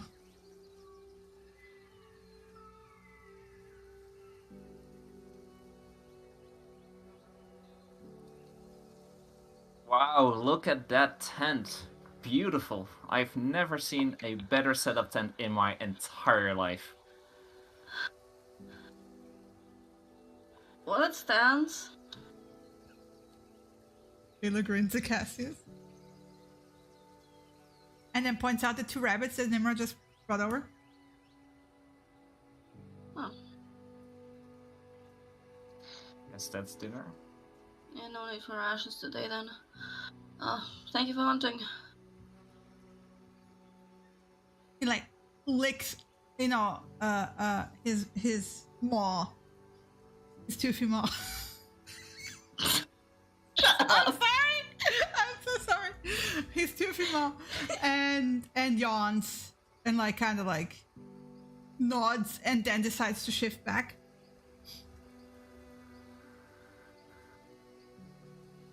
Shrugs. Well, you can't eat them like that. You need to skin them first. He shrugs again, as in like he hasn't even considered that. Not everyone here is an animal. And Vera just starts skinning the rabbits. He will point out in his gruffness that you are occasionally. I know. Hence why I said not everyone. He thinks about it for a moment and then goes, "Oh, right, the others." Vieira's gonna kind of, as she's skinning, she'll rip off one of the legs and toss it to her breath. Because he'll eat it raw. He will pull out his knife and cut just a paw and give it to Gwyn, the weasel. What, a breath will? No. Nimrod? Ibraf has knife now. Nice. I like Nice. Ibraf way more now. His Just ASI was inbuilt knives. his ASI was 2 points into intelligence. He's now got an almost higher intelligence than Vieira. It's like the stupid eagles in Elden Ring that have like, curved swords in their talons. Attached instead of feet. Yeah. It's nuts. Yeah. He has inbuilt knives. He doesn't Inbuilt need extra knives. stuff. Well, to be fair, he does. He's got claws. Yeah, so- yeah. But no, we're talking No. about real knives, yeah. Just extra knives. Yeah, extra Yeah, knives. That makes So he everything better. gave what to Gwyn? Who's Gwyn, the weasel, for fuck's sake! the Did you weasel. forget the fucking weasel? Yeah. Here, wait. Because you didn't NPC. stick him on screen. If you'd stuck him on screen, I'd have been like, oh yeah, 100%. What do you we'll take mean Gwyn. not sticking on? Here, view character artwork show. See? Yeah, you on see, his there's shoulder. Gwyn. Yeah, there's Gwyn. Yeah, Now I remember. yeah. But before, I was like, is Gwyn the donkey? Who's Gwyn? No, Why are we giving him meat? That's Oh, did you forget That's- about Mateo? that's the Mateo party. was- That's the No. party member that was with us all along. But you know, But we've never known. Yeah. You now suddenly Yeah. remember. No, Gwyn is riding on top of him when he's in wolf form. Okay. And So he- yeah, so he's handing it to the And, ferret on and his when shoulder. he's actually in his human form, he has a pouch for Gwyn, and Gwyn hangs out in the pouch during the day Mhm. because it's a night animal. Animal. Yeah. Yeah. All good. So yeah, Gwyn gets a paw. So because Gwyn usually, you've seen him flitting around catching field mice and stuff like that. So Mhm. He was also hissing at you the first time you approached him, Roddy, if you remember. Yeah, I know. He was chittering angrily. Is he Yep. protect? Yep. So there you go. Gwyn. Anyway, so it's like it's been an hour, you're settling down for the camp, it's 3 more hours till sunset. It's still dusk. So Can I figure out with my big brain and Your big- alchemical training how to dry fucking leaves? Like, come on. Yes, you can put them in between the pages of a book. With like probably some cloth in between, so you don't have like the leaf juices staining the pages, right? And you don't have so it doesn't do anything with the ink, basically. You can also put it. Usually, what you would do if you were stationary, you would put it on a dry cloth, put another dry cloth on top, and just let it dry in the sun or in the attic. So the book thing might be your best bet. I mean, for now, it can just kind of like also lay them in the sun, right? It's still warm. Yes. But then you would have to like roll it, again out and stuff like that. So. Do I see him putting leaves out in the sun? Yeah. You would want to put it between 2 pieces of cloth so it doesn't fly Yeah, away. like not just in the air. Like I know how wind works. Yeah. I know how wind works. I was gonna say, Viera just walks up to the first leaf and goes, No, yeah, I know how wind works. And I don't have another book with me, so I'm gonna do that. I'm just gonna roll it in cloth. We left all of our books back. I have one book, but that's my fucking spell book. No way. I'm drying leaves on my spell book. Yeah, but I didn't bring that spot. Doesn't prestidigitation dry up material? It does. Does it? Doesn't it produce like slight heat? Yeah, like you can warm up like non-living Yeah, okay, material. no, I wouldn't say you could actually dry leaves with prestidigitation. Yeah, that would be too much. I wanted to. Alright. what you could do is put down 2 pieces of cloth, put all the leaves inside. Viera, and you use know it to what you heat can cloth. do? Yeah, Druidcraft. Destroy water. Yeah, I could do that too. Yeah. Basically blitz drying the leaves. He's got it all in hand. Yeah. Yeah. Figure it out. No, I was just considering OC for a second how you would use, which spell you could use to blitz dry things. Fireball. No. Don't see why not. Certainly left with dry the at the pile. end of it, yeah. You're just left with a pile of ash at the end. That's ultimately what yeah. you want anyway, isn't it? Powdered leaves. Yeah. Totally. Anyway, so We I would digress. say it's another hour to like clean up the rabbit and actually prep it and start preparing it for food. What am I doing to the rabbit?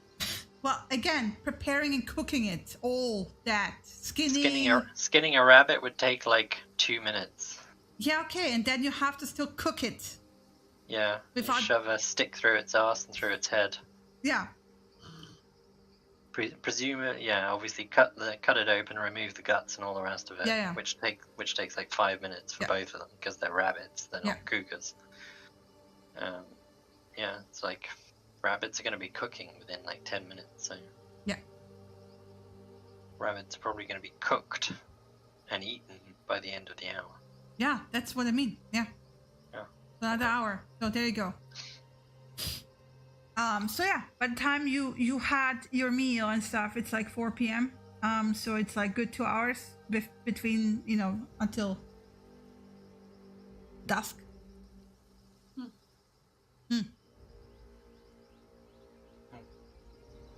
Yeah, I just settle myself next to the tent and sit down with my bags and my leaving Now, pack on my lap. I mean, easily, if you're not the one preparing food, you would have 3 hours of weaving. There you go, Lena. Okay. Very gracious of you. Yeah, I know. But either way, at least at some point it gets dark, right? So who's taking the first shift, second shift, blah blah. I mean, honestly, you don't even have to take shifts. Layla is awake. Yeah. She's awake the entire night anyway. So if at some point, like seeing basically probably Nimrod is not really in the camp of this little side thing. I mean, he's sharing he's partaking in the meal, so yeah. You know. Okay, but then after that, at some point he will take like an outlook position where he is like in his wolf form, just on a cliff above, right? Mm. So, Layla is very close to Cassius the entire time. Mm-hmm. You know, touching hands, a look here, a glance there, smile. And at some point, Cassius will kind of indicate that he will go to the river to rest his feet in the water. It's not a river, it's a creek. It's a Creek. trickle. Yeah. Little trickle. And it'll basically just look at Samira at this point. And it's just like, come, you can bring your weeping kit. Let's hang out. Okay, give me a second. She just scrambles to, like, kind of cram it into a pouch so she can carry it along. Just stumbles after you. Yep. And he just walks off to the creek, letting Vera and Layla by themselves. Hint, I don't want to talk yet. Hint, take over. Okay, yeah. I need to prepare for this. I'm sorry. Yeah, you prepare. It's fine. I had a thing that Lila wanted to talk to Vera about anyway. Exactly. Amazing. And so because Nimrod after the meal will kind of like be apart from the group anyway, which he does right all the time. Layla will be like looking at Vera. So, since we are alone. Take Is this it. round 2? Yes. Apparently it is. It is round 3 if you count my earlier conversation to Cass. Mm-hmm. What's on your mind? Look, the whole thing I helped you with. Like, I don't care. Like, I don't need to know details. I'm not the one to pry. If anyone understands, making deals that you can talk about, it's me, right? Whatever you're helping to help the group is great. I trust you with that.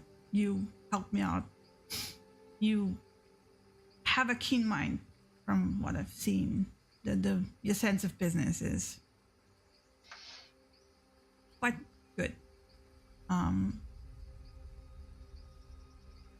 I just wanted to tell you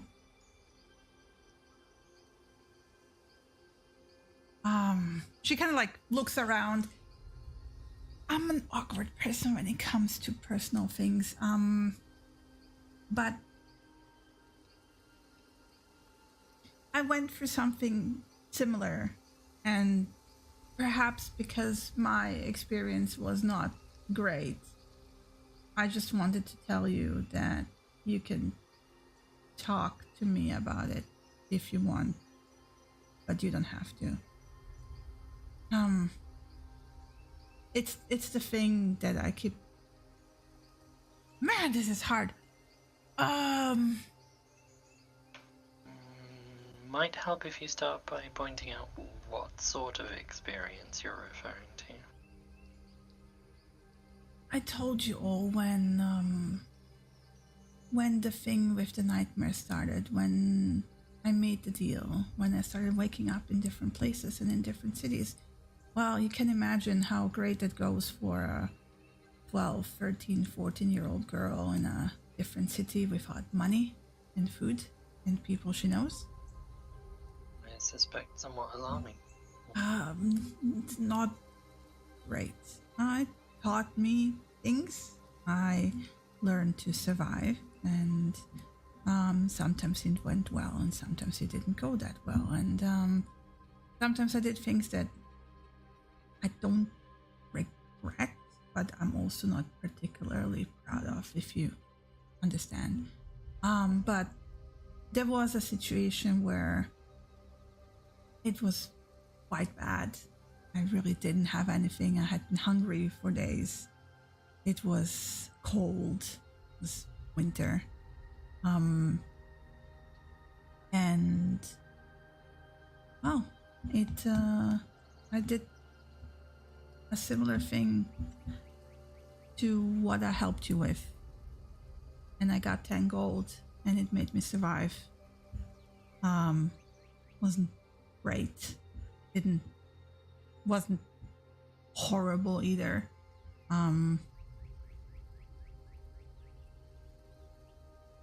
Made me partially realize that sometimes you actually need help from other people and you can't do things on your own. Yeah. But I hope that your thing didn't go horrible. I'm not the type of person who will tell you what you should do with your own body or not, honestly. That's on you. You seemed reasonable enough about it. So I just made sure that you're taken care of. First of all, I'm very grateful that you arranged for all of that in the first place. At the end of the day, it helped us out too. It got us the invitation we needed. The others don't know that, but they don't need to. I'm not the one to tell them. It's not something to know in particular. Nothing I did that night is something I regret, and nothing I did that night is something I didn't have a choice of doing. So, no.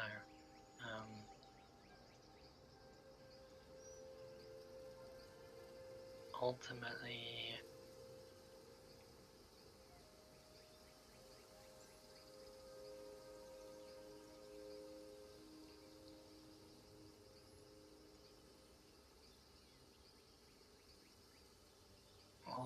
the only thing that came out of it was a blood oath.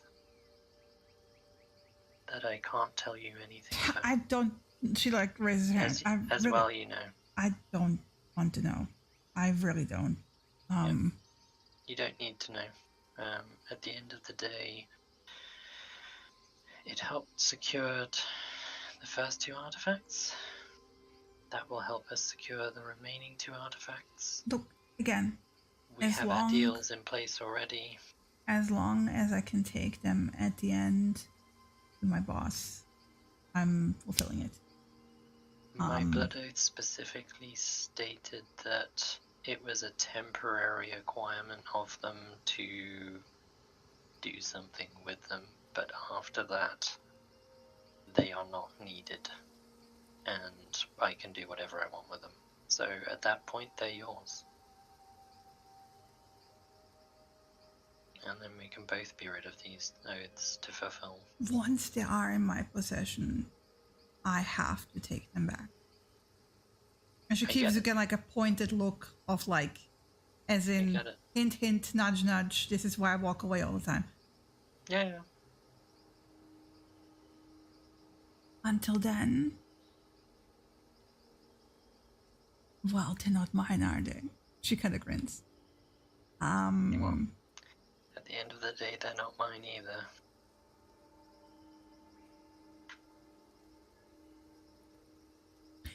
But that's not what I wanted to talk about. Like, seriously, I just wanted to know that you're fine. I didn't get to ask you. question goes both ways.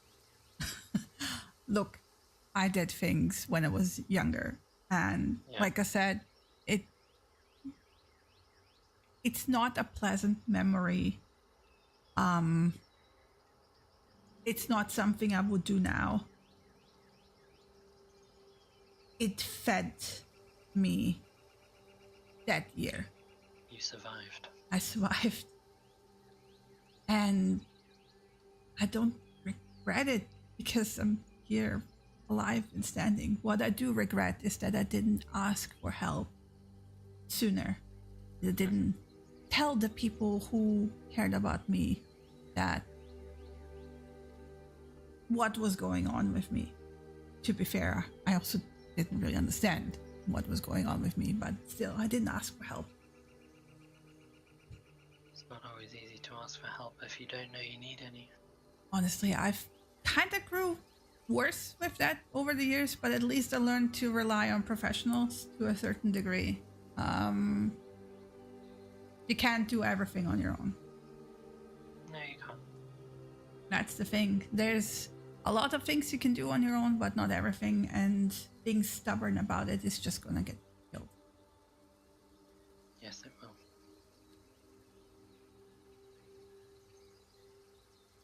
Are you concerned that I'm alone? No. My conversation with you was just... I was concerned that you... What? There was this weird... That I was getting into things. No. There was something that didn't make sense to me, and the thing that didn't make sense to me is why the party seemed to have some kind of inherent mistrust towards you. But then I talked to Cassius, and it turns out that, well, they're full of shit. But misunderstandings happen, so I figure she kind of like smiles gently. I think we had a breakthrough, but that's between the three of you to figure out. I just wanted to let you know from my side that I trust your ability.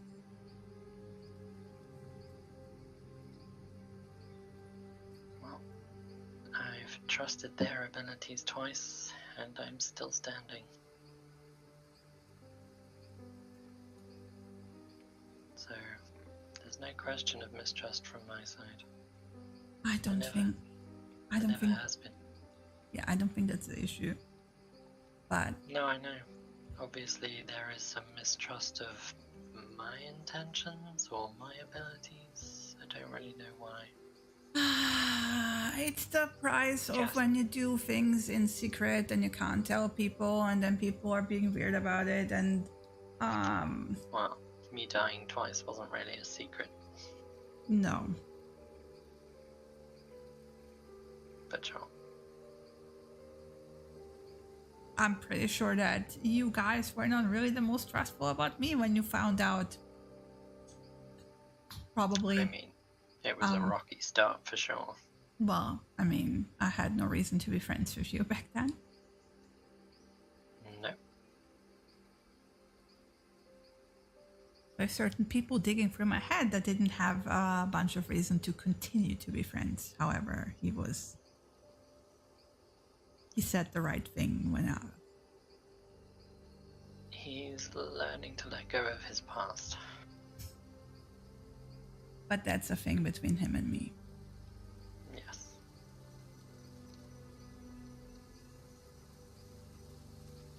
I want to show you something later. Not in broad daylight. Certainly not.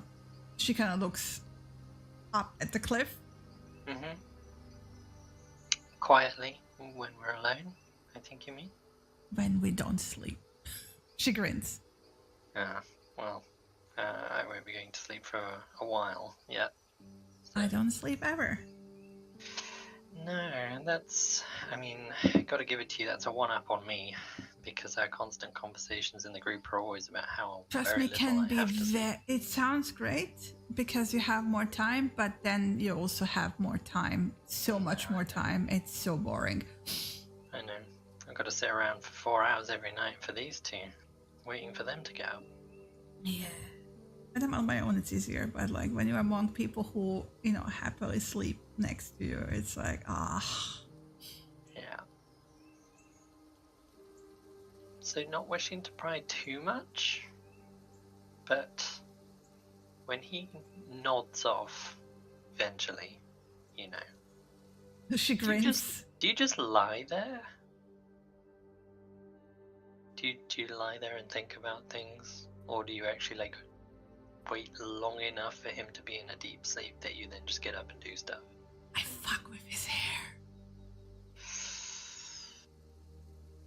But then I unfuck it before he wakes up, and it's hilarious. That's possibly your darkest secret, yeah? Yes, don't tell him. He's probably gonna kill me if he finds out. I won't say a thing. Good. Thank you. And he can't read minds either, so he'll never find out. Well, he can't read my mind anymore. Yeah. I think all of us are wearing those particular amulets now, including Ibrath. Not that I don't trust him anymore, but it reminded me that had been a vulnerability that I had been dealing with for years without, taking care of it. Considering the things I have in my head, that was actually reckless. Stupidly so. Doesn't mean to say someone still can't get at those things, but at least it makes it a hell of a lot harder. I wish I could tell all of you what I do. The closest I can say is that it relates to what I am. I hunt bad things. I put bad things away. It is why I chose to do this job. It's not, nobody's forcing me into it. Nobody has a sword above my head. Nobody threatens me with anything. It is the life I chose because I don't want others to go through the things that I went through. And it pays well, I'm not gonna lie. It pays very well. As you can see, I'm paying you quite nicely. But in the end, it's not about the coin, it's about the freedom that the coin buys. Yes. Because I never want to be in a situation ever again where I don't have a choice. Yeah. Where you're forced to do something just to eat. I don't even like being in closed spaces where I don't have an exit. Well, if you're ever hungry, I can always produce some berries. And not the most tasteful of things, but they will keep you fed. That we gotta do, but hey, the rabbit we had tonight, not bad. Best I can do on a short notice. But Of course, rabbit with a sauce would have been better. Like on a plate with some ale. Do you have a little backpack of holding there with a portable kitchen in it? No. Actually, Might be that's my a next. really Yes. good idea.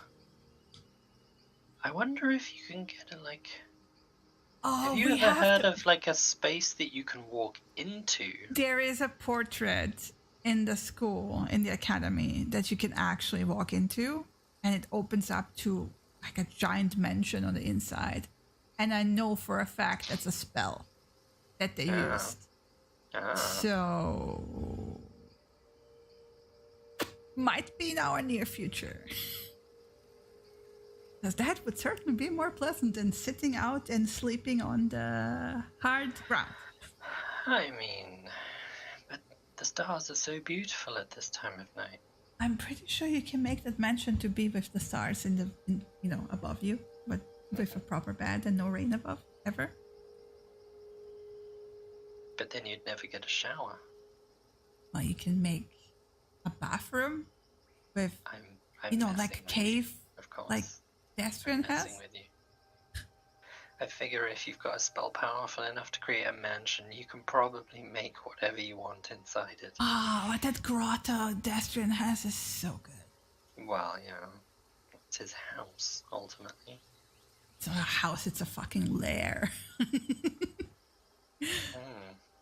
Never considered it that way. That sounds far more dangerous. Sinister. Yeah. He is a fiend. Well, in the world we come from, that's not a good thing. Oh, trust me, in this world, it's a very, very, very... And then she will say bad, but with that grin on her face that makes you think of not evil, but like, quote unquote, bad. Right? The very bad thing. I thoroughly did not enjoy myself in certain moments, and she gives you a grin.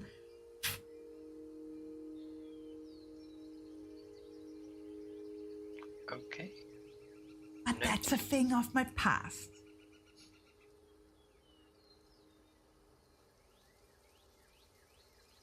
I do love him. I really do. Not Destrian, I mean, you know. God, that sounded horrible. Oh. It's okay, we all love Destrian. No. Oh. I don't think even Destrian loves Destrian. I'm sure Destrian loves Destrian somewhere.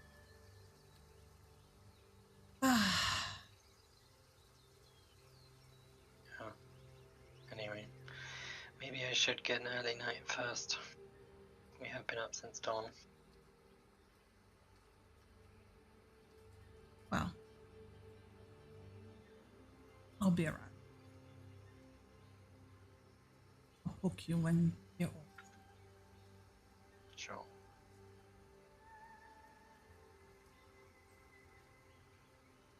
And Viera will just head over to. She's not gonna. Very quick druidcraft as she's walking. Any chances of rain tonight? Nope. She is going to sit outside. Probably like 5-10 feet away from the campfire. Yeah. And just.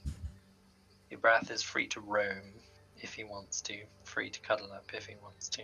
He knows the deal. He's just sitting in the shade. It's Shade. black. It's nighttime. It's not yet, no. You started talking with to Layla at 4 p.m. It's still very day. Okay. Yeah.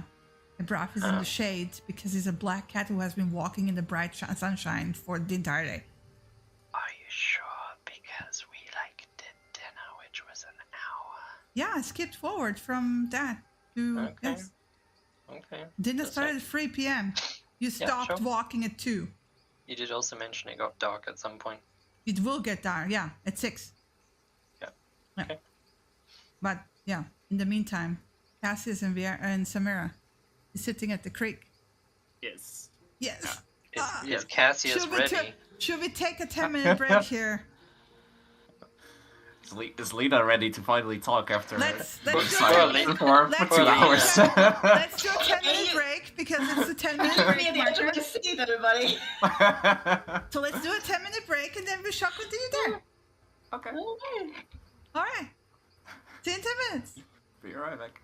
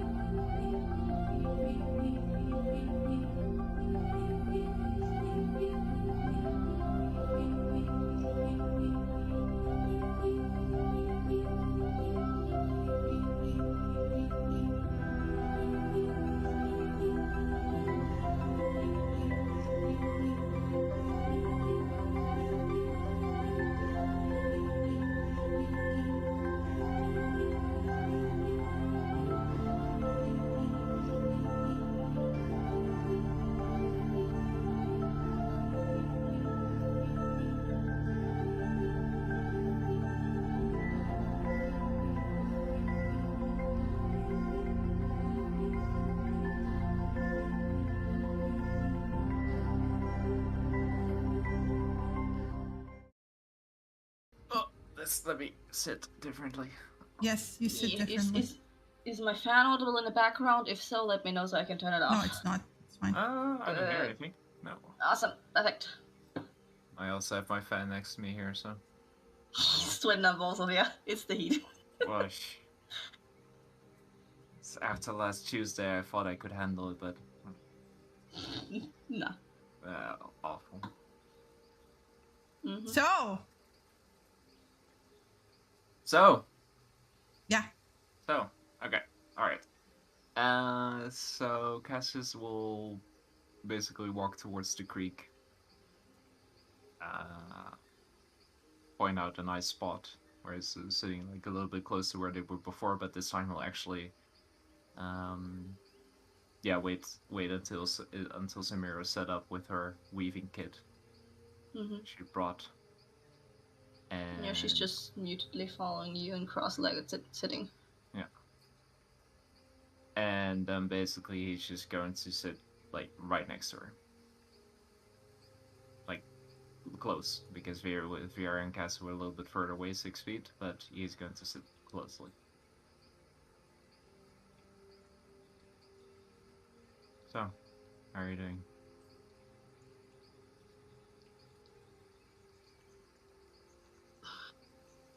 I don't really know what to say to that, because I'm not doing okay, and I'm not gonna say I'll be fine. Let's just say with... She kind of shrugs. How are you doing? I mean, then don't say I'll be fine. Then I'm not here. I'm not here to hear platitudes. I ask you, how are you?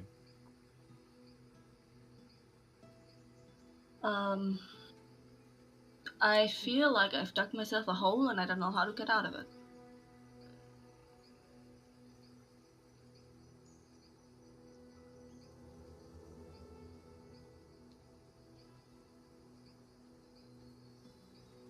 I think he's got front. I said something because he's muted. Ah. Yeah. Sorry about yeah, okay. Sorry about that. Sorry. No, Okay. there's no worries. Did you miss something or? Yes. Basically, like again, how are you doing? Sorry. I feel like I've dug myself a hole and I don't know how to get out of it.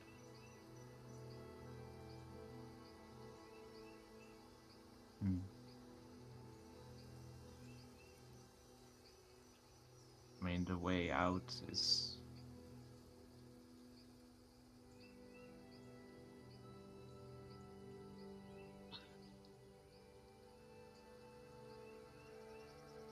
Is?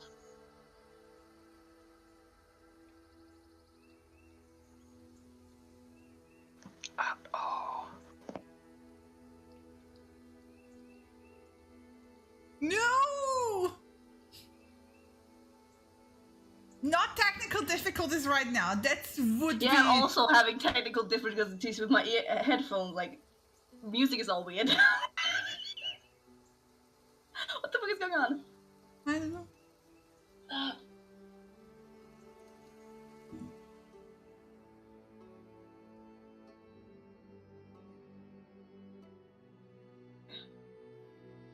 And then his internet crapped out. Yeah, or something came up again. If I get roboty or whatever, or don't respond, please let me know too, because Shini, you know, I had problems with my headset last time, and now it's weirding out again. As in the music in the background is speeding up and slowing down, speeding up. It's weird. That's not great. Yeah. I have my work headset next to me in case I need to swap it out. But Refresh Foundry, because that doesn't sound like a headset issue. That sounds like a transmission issue.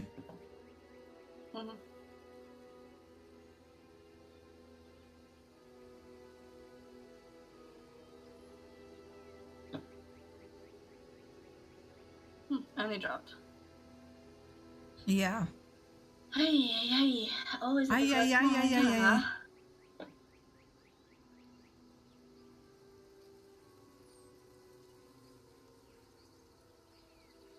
God damn it.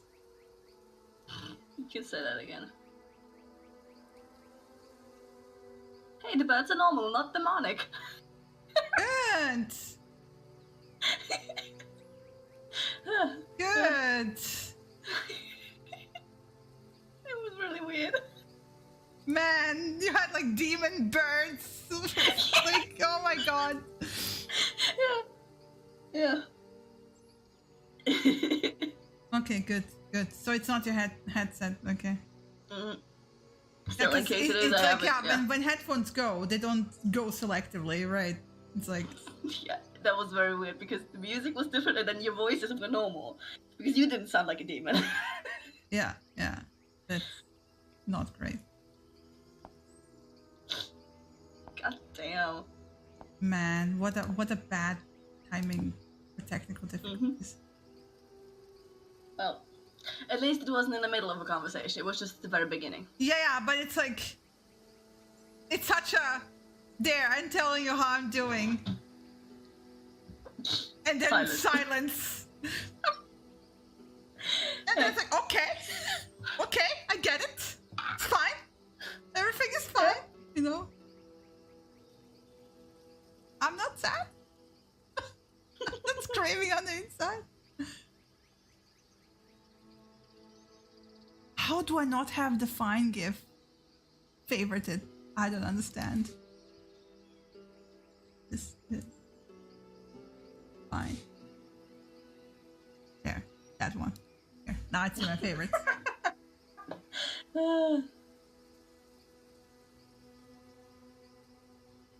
I also have this in my favorites now.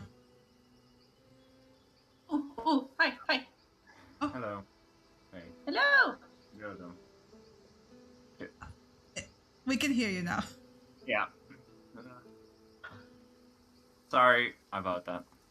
It's fine. No worries. Hope everything is good. Yeah. Issues. Never mind that. Okay. So, start from scratch. Yes, sorry. There was Where were we? digging a hole. You dug yourself a hole you can't get out of. And then Cassio said there is no reason or way, or there's no reason why this can't be fixed. Oh, I didn't hear that. Okay. Yeah, okay. we didn't hear it at all. Sorry, okay. You see, the last time we had this conversation, it's like things were high strung. But in the end, we all care about each other. Right? Yeah, of course. So there's no simple reason why that cannot be fixed. But I just wanted to sit first and talk with you and see why exactly did it escalate the last time? It escalated like it always does. Me just opening my stupid fucking mouth and letting my emotions spill out without thinking. But, Sammy, why?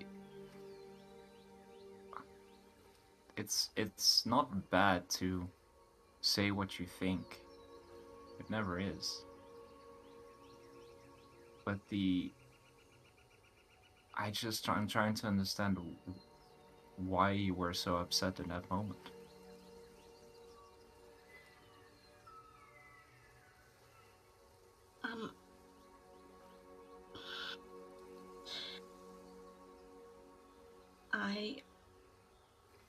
I'm sure you already know, so I don't know why I'm harping on, but I'm a coward. I'm a very scared person all the time. When I'm scared, I get angry. And I was pretty much doubting, flinching from shadows that weren't there, that I was imagining in what I was hearing. Because something scared me. And I let it out on her. Because I thought I had 2 days to think now. And yeah, I don't like lies. But I didn't need to attack her.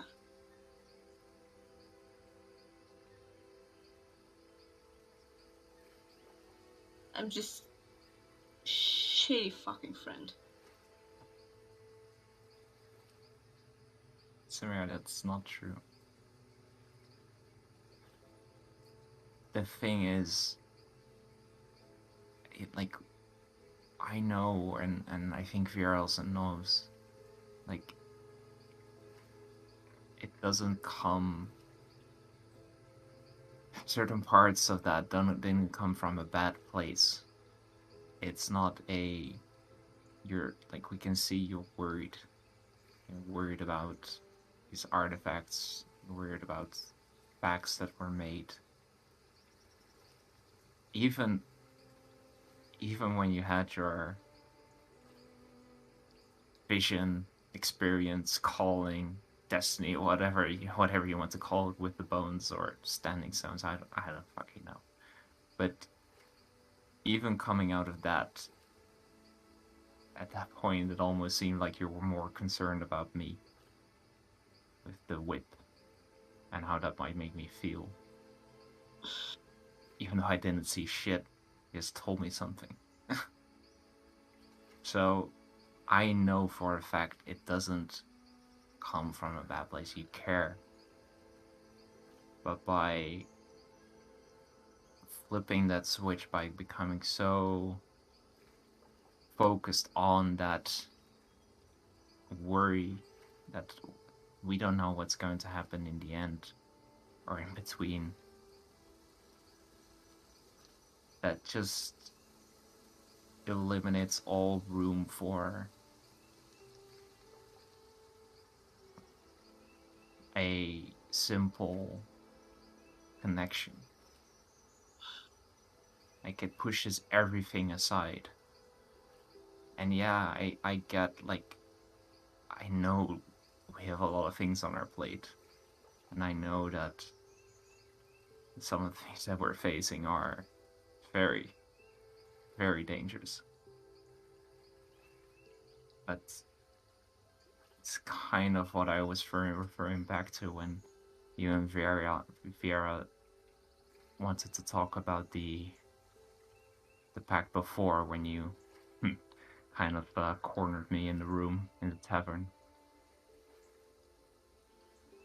I'm also worried, Vera's also worried, but we don't, day to day, we try not to focus on that too much, because that's no way to live.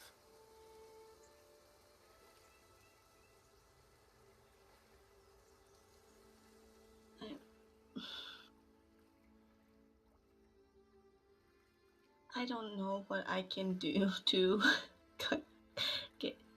get out of my head, because we've talked about this before. I've fucked up before, and I've promised to get better before. I always make the same mistake, and it's selfish of me to make it about me again, because I obviously wasn't the one hurt in each of those instances.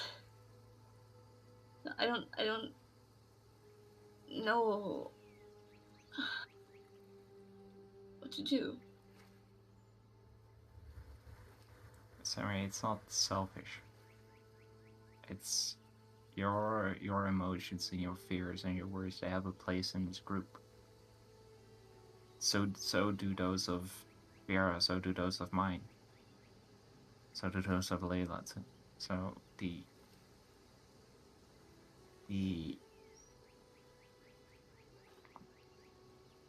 to feel ashamed or regretful of what happened and saying that you're gonna get better and then something happens again. It's okay to feel that and to express that. That's never selfish. But it becomes selfish when there's no room for someone else. And I don't think that's the case with you. That's the case here. It just comes over that way. So I talked with Vera before. I realized something that I didn't really notice maybe, but when we were in the warehouses and basically we fucked up. Yeah. The guard saw me or saw a door opening. And we jumped. I fucked up. No, Samira, you didn't. We did all we could, but at that moment, when we were together, we reconvened, and I said, go. Well, I should have said, run. We couldn't have known that he was that strong. There is enough evidence that you and I, or I can only see it from my viewpoint, that we should have seen before, and Vera already kind of alluded to it, but in the end we as a group decided to go in together. But then at that point we didn't have any advantage anymore. And I still said go, and Vera paid for it with her life.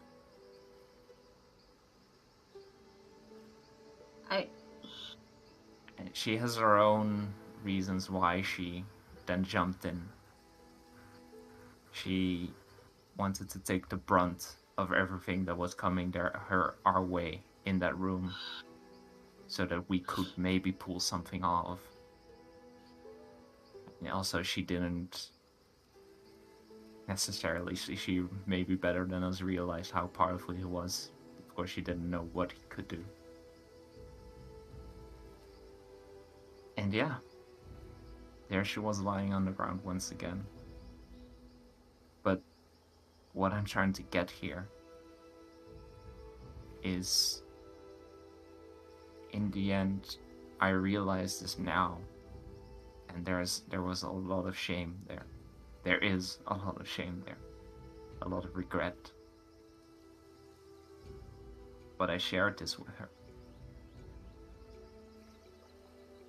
And if I reflect a little bit on myself, that's not what I would have done in most circumstances. I'm not one to show my mistakes, to be regretful, as long as I made it out alive. But that changed. That has changed. And it's different now. Because in the end I have you two. You did all you could in that situation. You did all you could.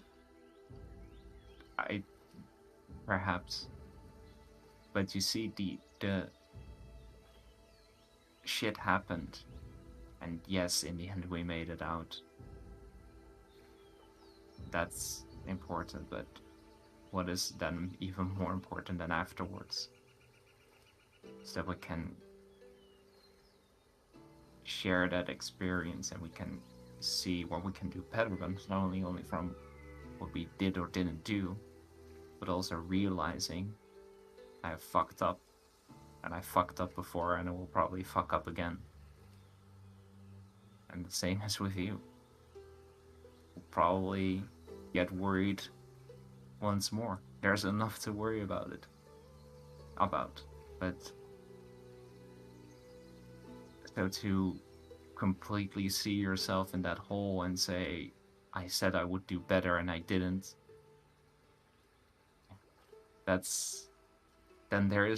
then you're only going to make that hole deeper every single time you think that.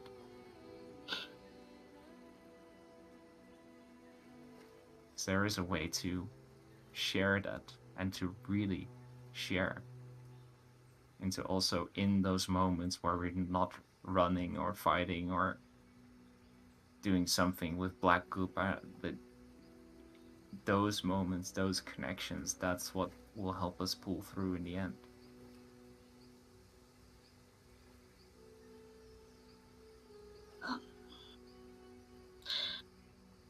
I'm sorry that you have to pull all the weight for my mistakes.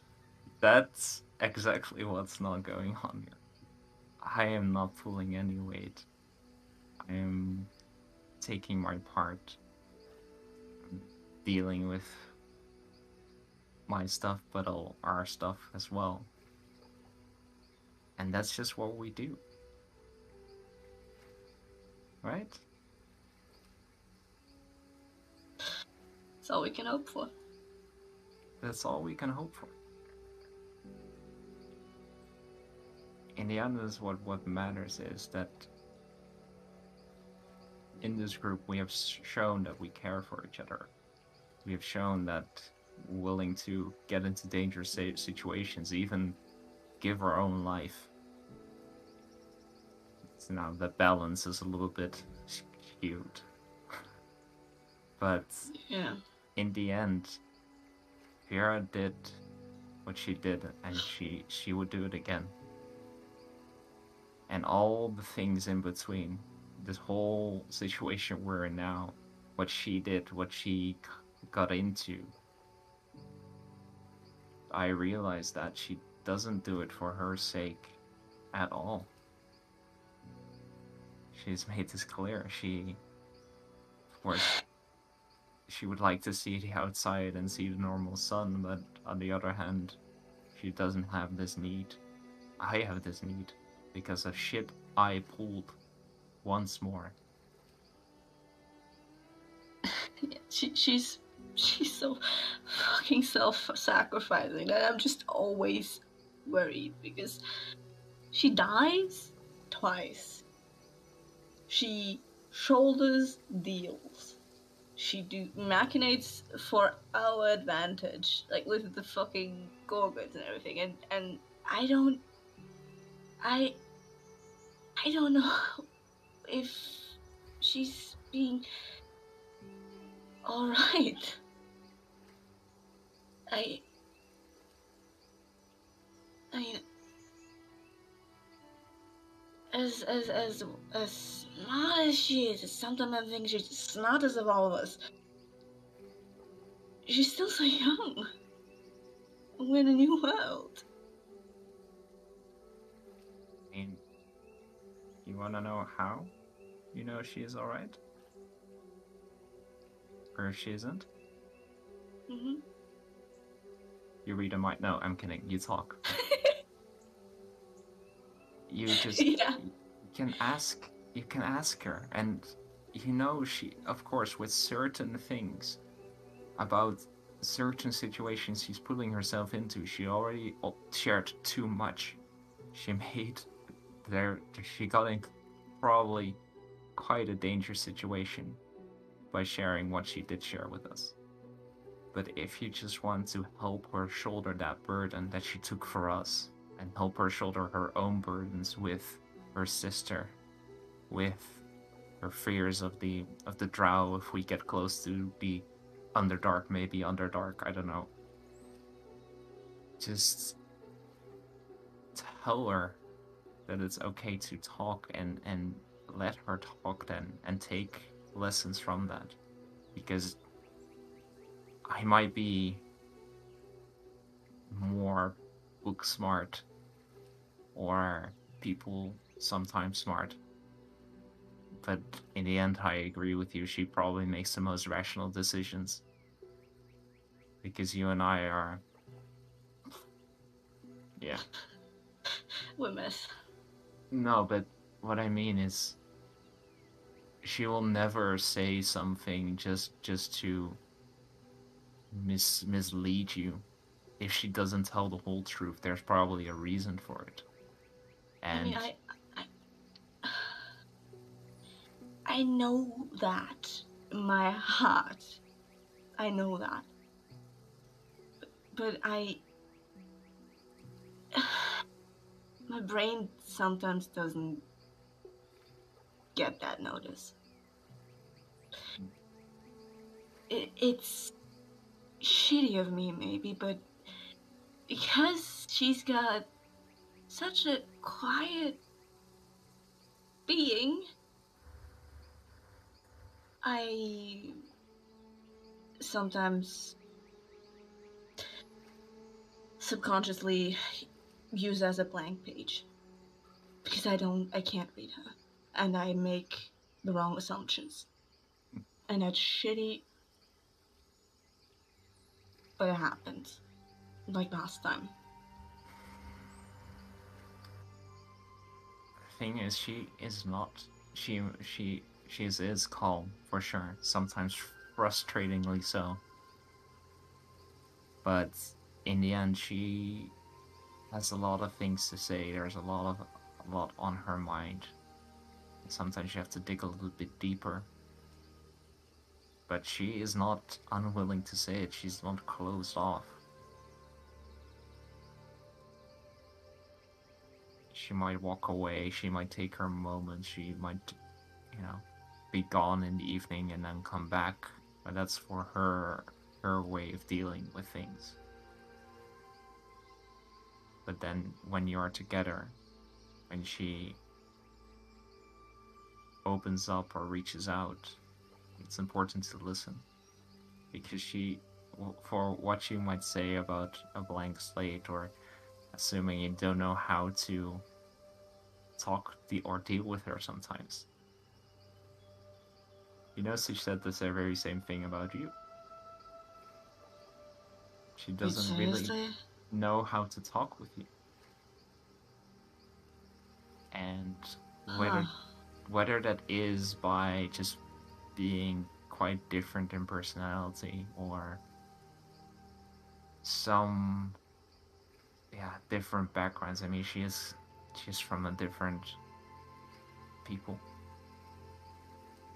We are a little bit more alike, also not the same, but we have a little bit more of a shared background.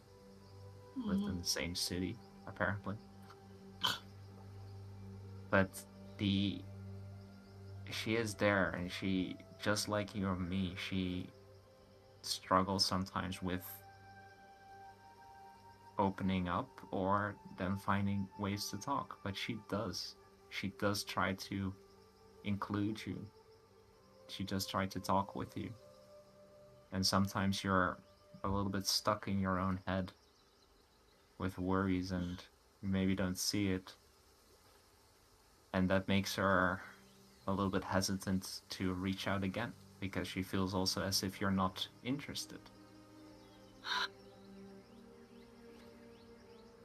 And this is not to put you in a difficult corner, or to tell. Right? It is a fault of mine, so you don't have to reassure me or anything. I'm a big girl. I need to know. I need to learn. And maybe that's just something we're just you guys need to learn about each other. She just needs to also then sometimes tell you, hey, do this with me. And maybe you need to be a little bit more relaxed. Less on edge, for sure. I mean, it's never in combat or in a difficult situation. It's good to be high strung sometimes, because it keeps you going. It allows you to not break down. But in situations where you have rest, where you have the opportunity to make those connections with someone, and even if it's something you're like not really that interested in, still Like it means, if it means a lot to the other person, that would make it important, right? Of course. Of course it would be.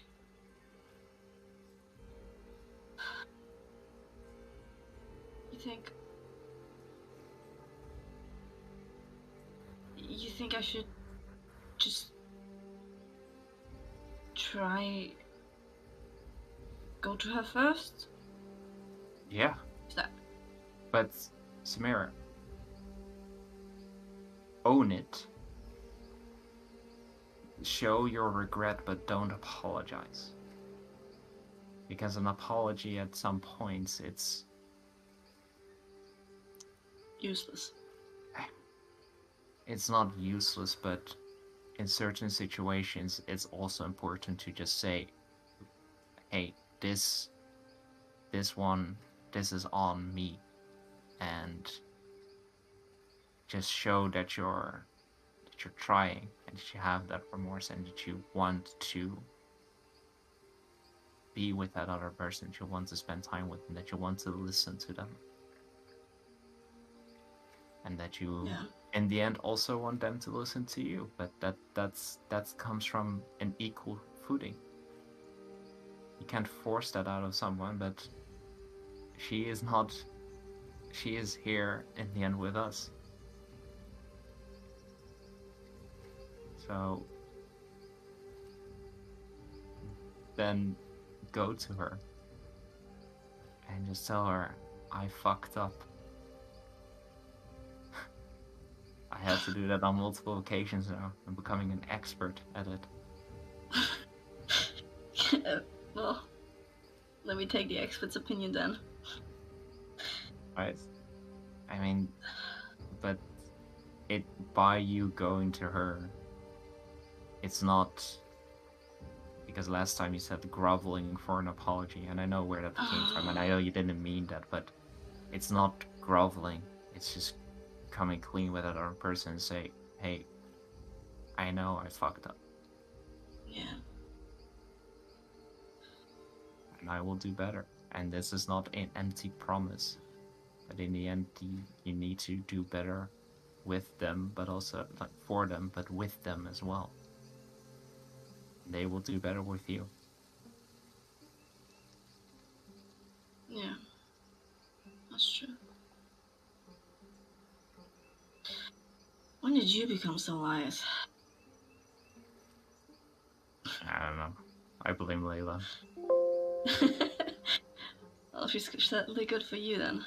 She's all. And yeah. Hmm? Yeah. You're also good for her and us. You know, in the end, someone has to be the reasonable one.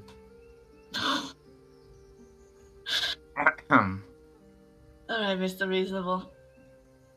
Samira stands up at that point in office. Cassius a hand. Yeah.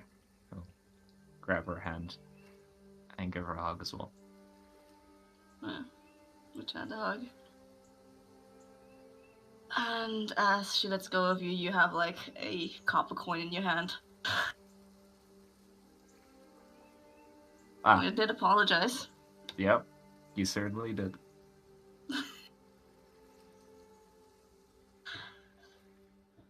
Oh, she says, be right back. You guys continue. We're at the end of the conversation. No!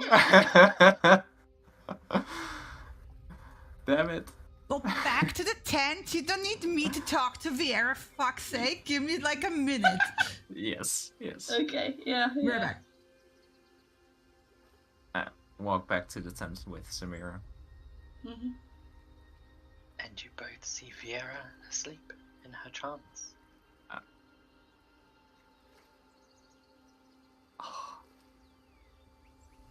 I'm trancing.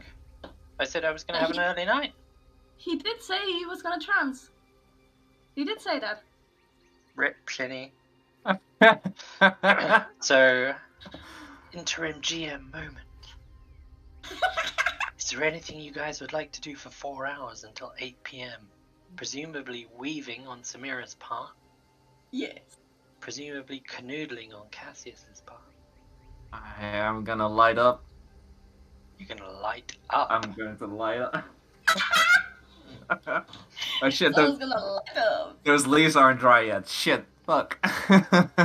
Not yet. First off, push. Yeah.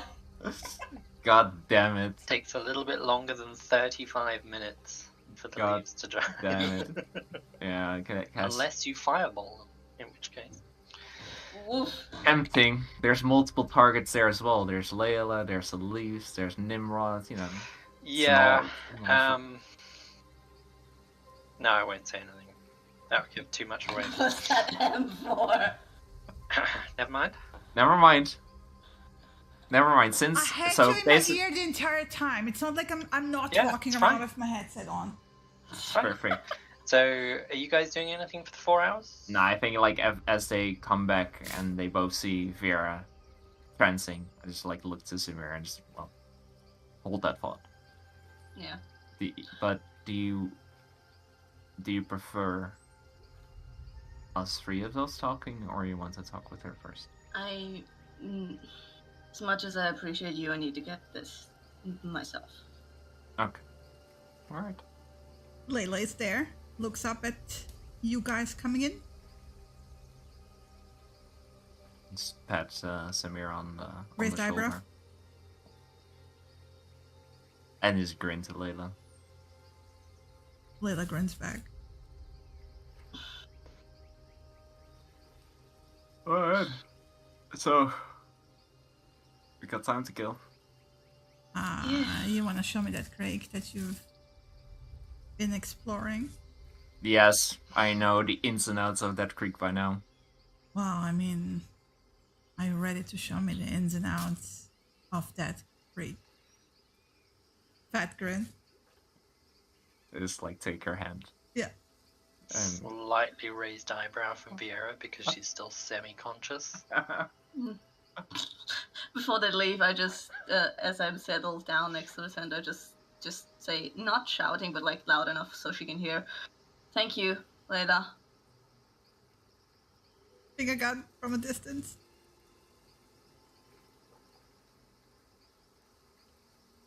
and why do you all get all the credit? What? Very muffled for Samira. Yep. So yeah. What are we doing? I have hours to kill, so I am continuing. I already started my weaving, so I'm continuing my weaving until... Okay, yeah, we'll get, because you guys like talked for like a half an hour and stuff, so you know you have like half an hour to get settled. Although you were weaving while you were doing this. Okay, yeah, fine. You can count this entire hour. Fuck it. So yeah. I just am 3 hours off. It's fine. You can keep them. At 6 it gets dark. Okay. That's 2 hours into Vieira's trance.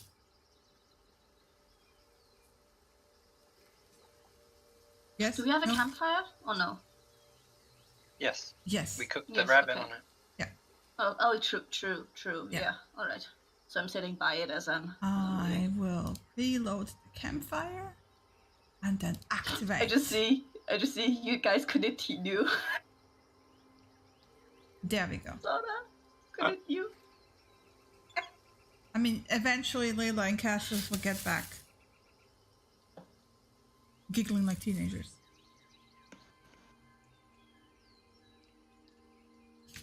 Because they were canoodling, in case you were wondering. There you go. Because we're so very mature. Wow. We need to spell it out. Yes, we need to spell it out, yes. So you are using canoodling.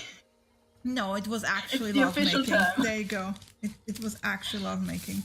Okay, that's kitschy. Yeah, it's kitschy, yes. No. Anyway, and then 2 hours into that, I guess it will just settle down.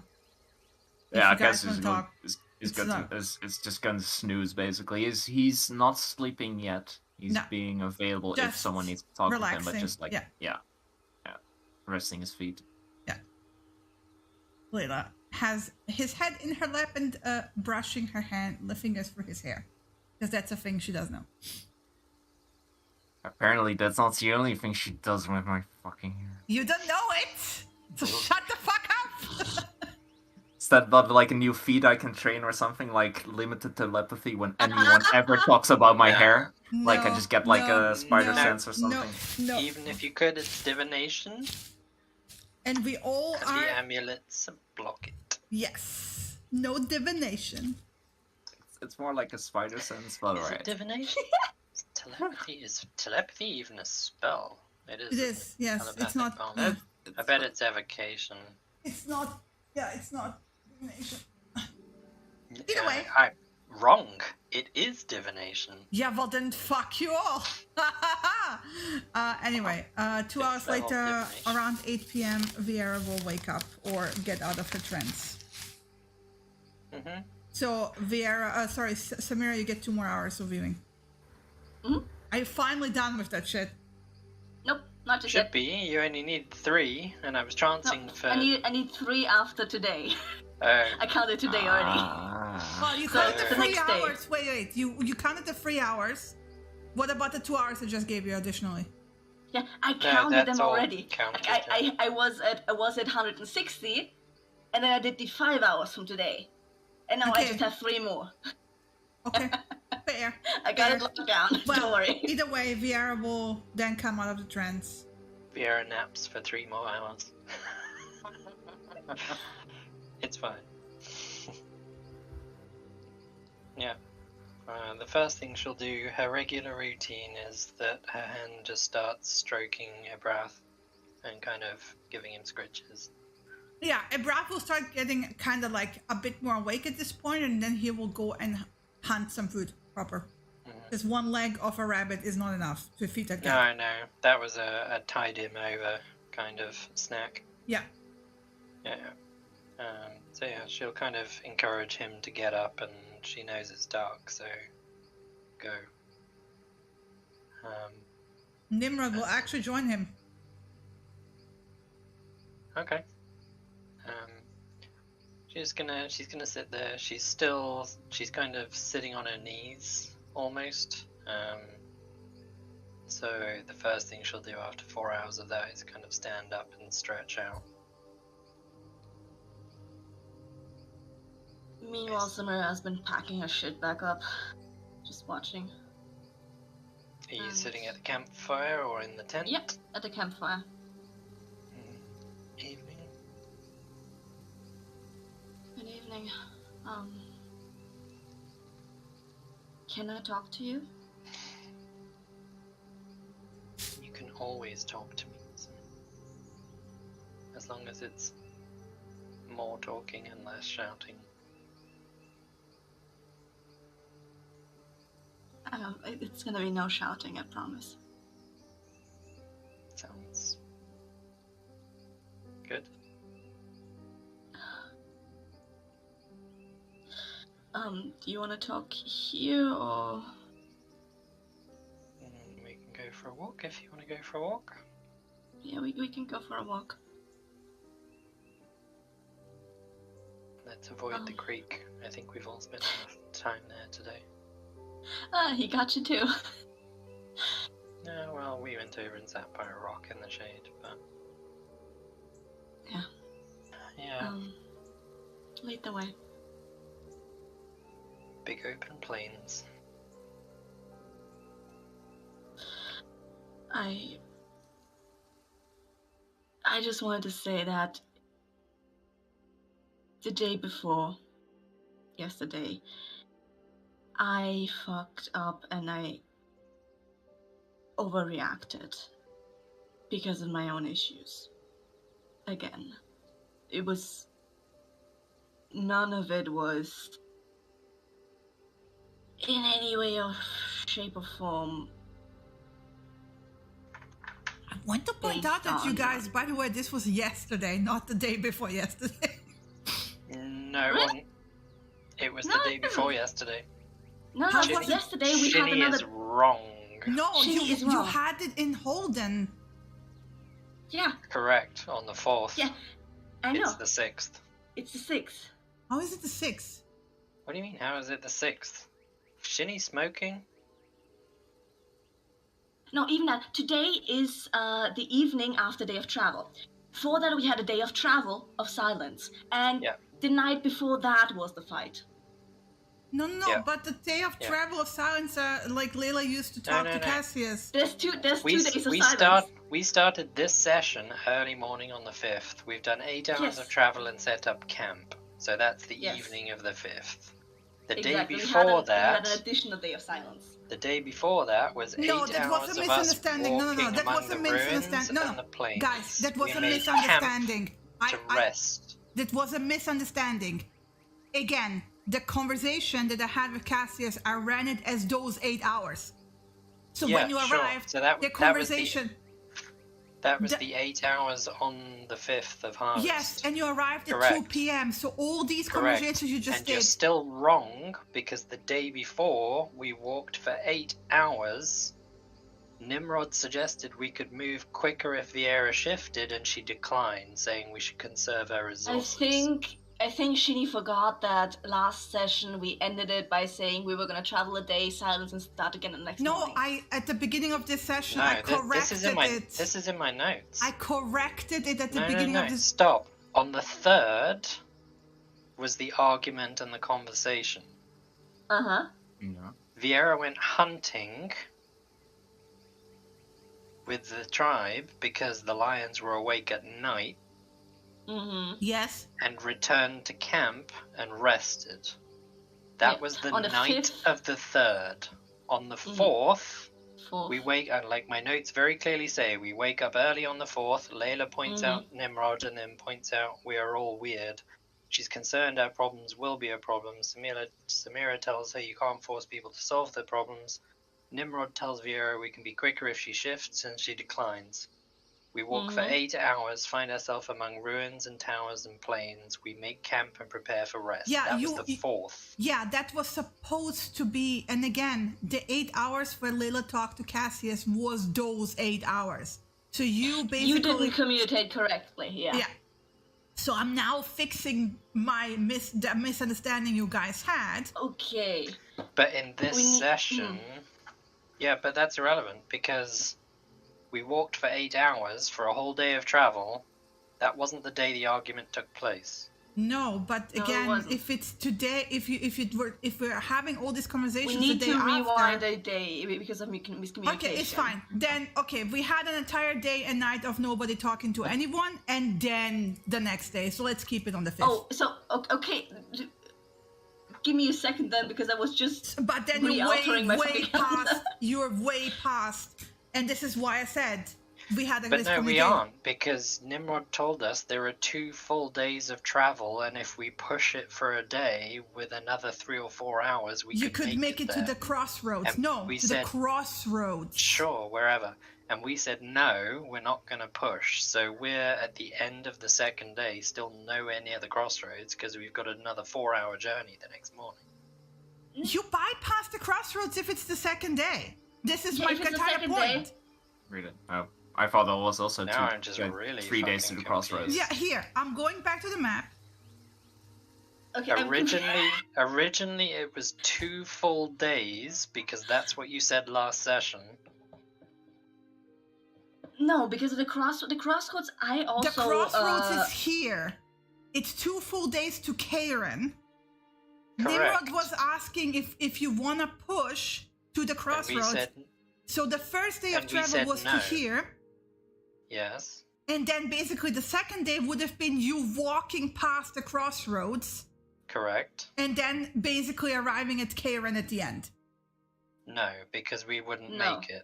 Yes, Yeah. Yeah, because we needed to push No, to we make wouldn't. it. We needed to push to make it. You specifically said I last said session. you would have to push No, to make it to the stop. crossroads. Correct, and then you said it's another full 8 hours Yes. from the crossroads. Yeah, because you said I remember correct. If I remember, we either cross. Okay, either yeah, push you're to not the making it crossroads, all the or way. we push to the Karen. Yeah, You- we're not we making said we're it not all gonna the do way. Yeah, you're not either. making it all the way. Yeah. 2 days okay, of travel but left us roughly 4 hours short. I want to of point out the that next this town. original conversation I had in my head was immediately after leaving Holden. So we're now actually retroactively. so- yeah. So in that case, Cassius and Layla's conversation took place on the 4th. No, it didn't. Because, it took place on the same day Cassius talked to the rest of you. Yeah, let's just say the first day Layla thought, oh, it's not my problem, okay? No, They can have you a don't know date what to figure it out. Layla thought, but either way, the conversation didn't happen with Cassius on the first day. Yeah. Because Cassius would have been acting completely differently in the camp otherwise. Yes. All right. Sure. Because that conversation was very impactful. There was no way he would have just been sitting there in silence and not talked to anyone. So okay, the first day was completely silent. So you're actually now on like a few hours. This is the evening of the 5th. Yeah, I was role playing as if we had 2 whole days of silence. Yeah. Okay. Yeah. I was confused with like people going on Well, about I mean, 2 days. this is the end of the second day. Yeah. Yeah. Yeah. Okay, so Okay. I will put God, you... that just.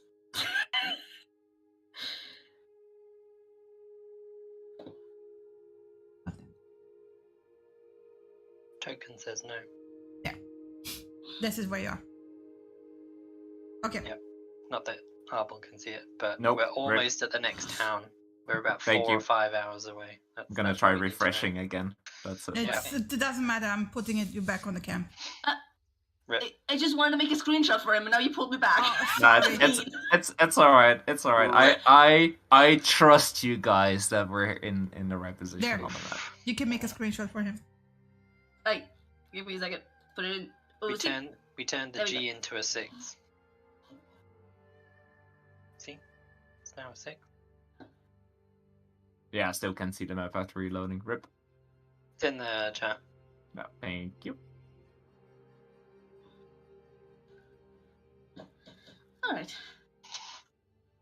Fucking hell, now when... I need to get back into the mood. Sorry. Mm-hmm. Sorry. Okay, you're talking to Vieira. Not the creek. Walking plains. Yeah. I can't remember what was last said. Yeah, After I all mean, that. neither. I So think I have no I did. idea. I made a heartfelt something and then I forgot. Fucking hell. Let me just try again. Sorry. Whew. My brain is all frazzled now. It's...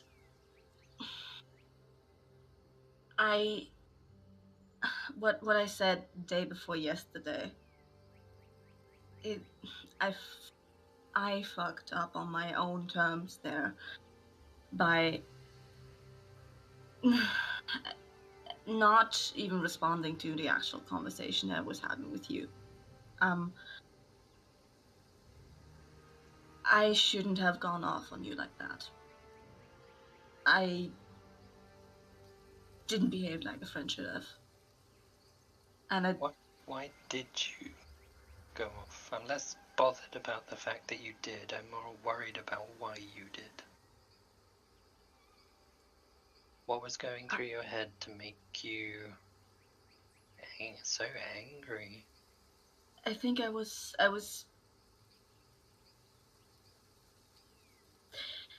one thing that you would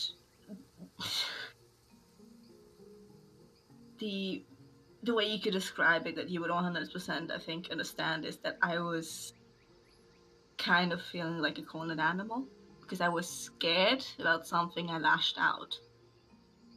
What were you scared about? If you can tell me. Of course I'll tell you. It doesn't make much sense because my brain doesn't make much sense as of late. But that's not an excuse either. But I'm just I feel threatened in a way by him, not by you, by him. By who? And you I don't know. It's not probably not even that logical of a fear, but by Tamriel. And I'm worried, and I just I can tell you funneled now that it all onto you. I don't know where the fear comes from, or why you feel threatened by him. Yes, he's more powerful than us, but he's on our side. You get that, right?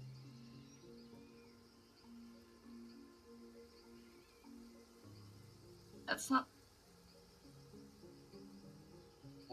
Why does I don't. having an ally threaten you? Because he's unpredictable? Because you don't know him? Yes, because you're. I'm worried about what he has planned. I mean, I'm worried about you too, because there is not understandable pact that's been made, and Yeah. he. I mean, you get that I can't tell you I about the pact. I didn't think of that beforehand, but I don't want you to be unsafe about it. Okay. So then you don't have to tell me. I'm gonna tell you something very important that's already made me unsafe. The fact that you know that the pact is with him could kill me, What? but only if you share that information.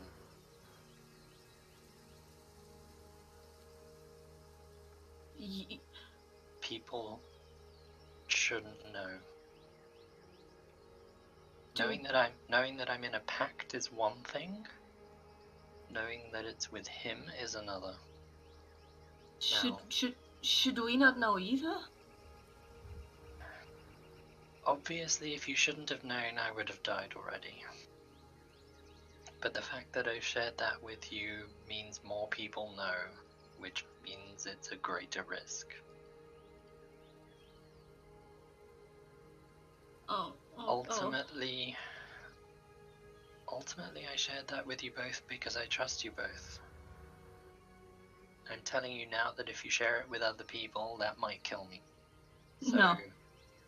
that's I'm of course not. That's the important thing to keep in mind.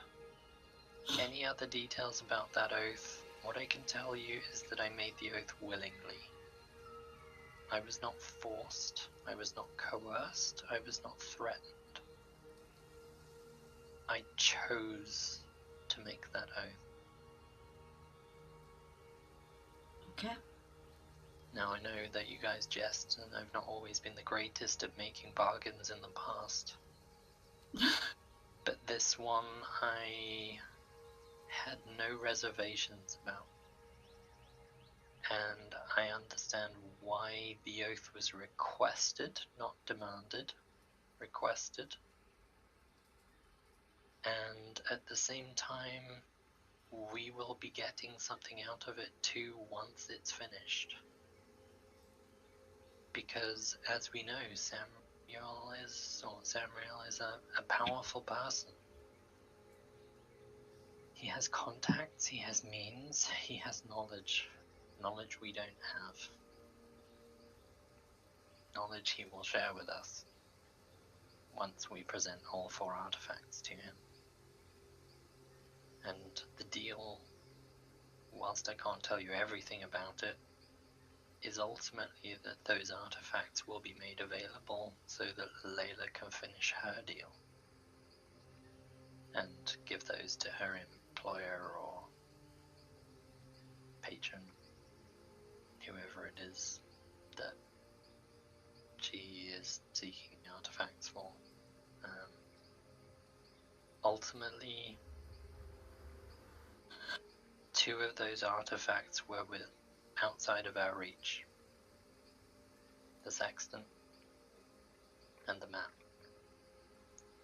And had I not made the oath, he could quite happily have just secured that map himself and gone on his merry way. Yeah. Now, why he chose to back me instead of getting it himself is a guess. Partly I think it's because he wants to see whether I will or won't try and fulfill the oath. Part of me wants to see, or part of me thinks he just wants to see how capable I am. to achieve that goal. Whatever the reasons are, he obviously has some reasons. I say he. Really, it's a they. Okay. Whatever those reasons are, he's assured me that he's nearby in case anything goes horribly wrong. And by that, it's a case of he's here for backup purposes. Okay. Not to swoop in and snatch everything out of our grasp and be like, ha ha ha, I'm the super evil villain. Because he is also bound by that oath.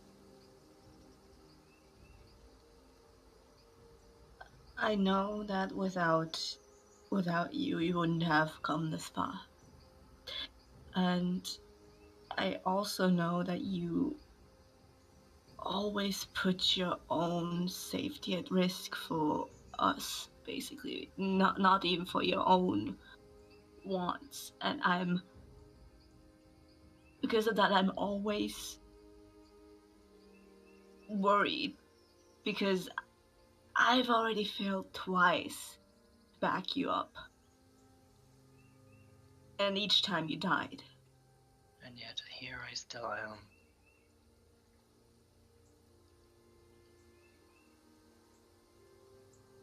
Didn't bring myself back to life, did I? Though that would be a super neat trick.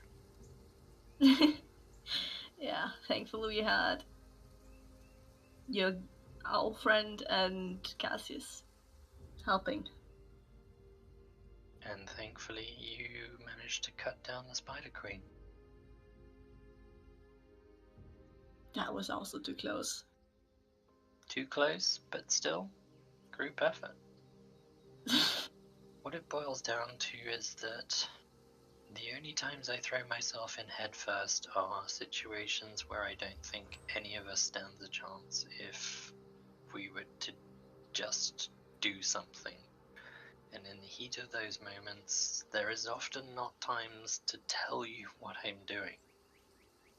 Certainly not as a tiny spider, because man, it took you guys ages to figure out I was saying surprise attack. Yeah. Yeah, we're not the quickest on the uptake. That's you. At the end of the day, I trust the group. And this is why I was confused about what Layla was saying.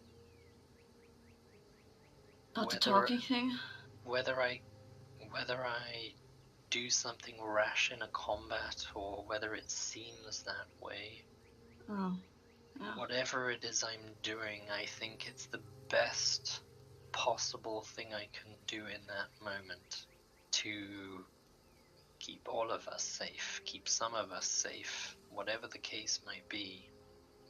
I see the worst situation, and I see something that I can do about it. The thing is that I trust you to keep us safe. I trust you to have our goals in mind. I don't know about your own safety, because you self-sacrifice yourself a lot. I just want you to know that you don't have to. You say we're a team. You don't have to do it alone. And we're not alone. We do need to talk more. We do need to communicate more in combat, especially about what we're doing. The warehouse wasn't a situation I wanted to be in the first place, if I'm honest. I saw no reason to go there. We essentially poked the bear. But you and Cassius were adamant you wanted to go, so we went. Maybe we could free some people. Maybe we could lay the place low and leave it to the guards to sort out the rest of it. There were possibilities, there were opportunities. If we didn't go, none of that was possible, but in the end it also cost some innocent people their lives. I understand that. We definitely could have done that better from the beginning, not just from the moment we were there. I could also have not listen to Cassius's go command. And I could also I could have... also have shifted out and said, no, we run. Yeah, and I also should have been careful and kept an eye out through Vinny to notice that guard. I should also have kept that guard on me, not let him run. There's a lot of we should haves. And there's no point trying to pretend that we might have fixed this or solved that or avoided something. At the end of the day, those things happened. The best thing we can do is learn from them.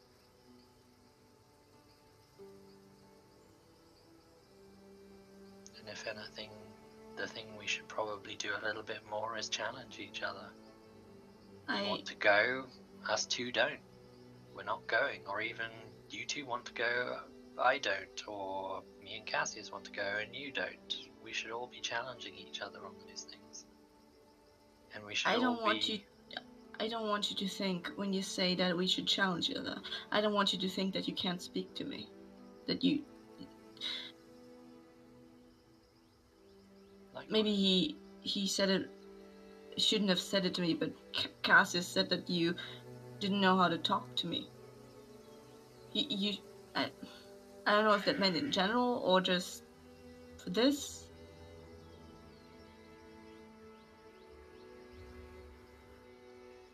I can only speak from my perspective. So please don't be offended by anything I might say. This is how it looks from the outside for me.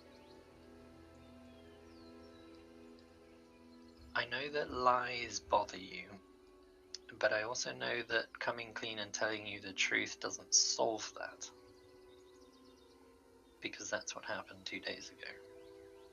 I also know that whatever it is that the lies exacerbated is something deeper inside you, something I know nothing about. And Cassius says that you and him have talked at least a little bit, and some of that comes from you having shared a background, or sharing cities you've lived in. Obviously, we've grown up on completely opposite sides of the continent, so we have different viewpoints. But I know very little about you, Samira. I know pieces of a puzzle, and I'm missing all the edges.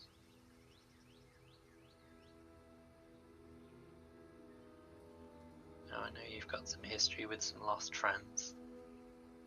I do too, and I've never spoken about it either.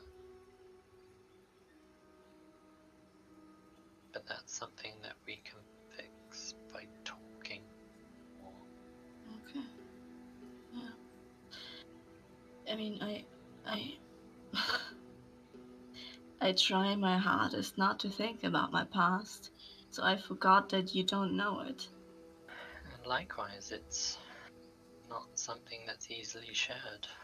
My fear of the Underdark is irrational as much as any of the fears you think you might have, too. It's a dark hole at the end of the day. But it's a valid fear and experience of your people, and I shouldn't have pushed it aside like that. I appreciate you saying. It did feel like it was brushed aside. And part of my fear isn't coming upon them. Part of my fear is what I would do if we did. Because in my heart I know this world is different. But I also know that some drow from the Forgotten Realms potentially are here. I mean, it is a different world, but we know there's still evil to be found here. So I don't dispute that. Anything hiding in a dark hole probably does it for a reason. Yeah. Whether it's to seclude themselves away like dwarves do, or whether it's to plot nasty habits. I won't push you in going to the tree or on the ground. Know that, but do you even want to find out if they're there? Honestly, no. And my reluctance doesn't come from it being the Underhalls or the Underdark. My reluctance comes from it being a vision from 400 years ago, and even Nimrod cautioned about going down there. And he's the one who would know it best. Yeah. So the fact that he's cautioning it, even he said people disappear and never come back, that's not just a worry of, oh, there might be drow down there. That's a worry of, like, what the fuck is actually down there? I might have been too excited with the potential to think about it rationally. It's easy to focus on the, oh, but we can break the oaths. And I get it, that's ultimately what we're trying to do. Sometimes the shortcut isn't worth the hassle it brings. Yeah. Sometimes the shortcut is the long way around. I'd never want to put you in danger in any way. I think it's safe to say at this point in time we're all in danger. Big boobed elf is clearly dangerous. Yeah. I don't think we've seen the last of Misha. No, for sure I think not. we've seen the last of a lot of things. I wouldn't be surprised if Hohir is seeking us for questioning. And us not going back is not necessarily looking great. I don't think it's necessarily looking bad. At the end of the day, we were all ambushed by the Wild Hunt, and there is no arguing that point. I still That we're going this direction. That we're going this direction. That I don't know where we're going in the future. There's a lot of places to see. Not that. I mean, you put so much effort back into Tucson. And we'll go back there eventually. I don't want that to go to waste. It's not going to go to waste. The people running the shop are going to be running the shop. The only thing we didn't set up is the smithy. Because I was waiting. Payment for what? The workers. That's all paid. Like I said, the only thing not set up is the smithy. Because you and I were going to do that together. I thought I would take over the payment. No. The place will pay for itself. I feel shitty. For what? Because you put all of it, you got all of it done, and the little bit that I would have done is not even happening. Yet. There's still plenty of time for that. Fucking hell. We've been in this world like not even 3 months, 4 months. We've got plenty of time. And because I haven't directed it, talked about it directly just yet, but the lie thing, I get why you would have. Wasn't sure said what you did. How much I could say because of the oath. I understand that, and I shouldn't have gone off on you in general on that. I just have a bad experience with even. Don't mean it as in you you would have done it like that at all, but I have bad experience with lies for well, it's for your own greater good sort of way. Sure. And I shouldn't have pushed that past on you. It's not always easy to distinguish from the past, and I understand that too. The thing I would say is to remind you that not just me. Cassius too. Layla as well. We have all, at some point, had each other's backs. And if for any reason you're unsure, if for any reason you're worried or concerned,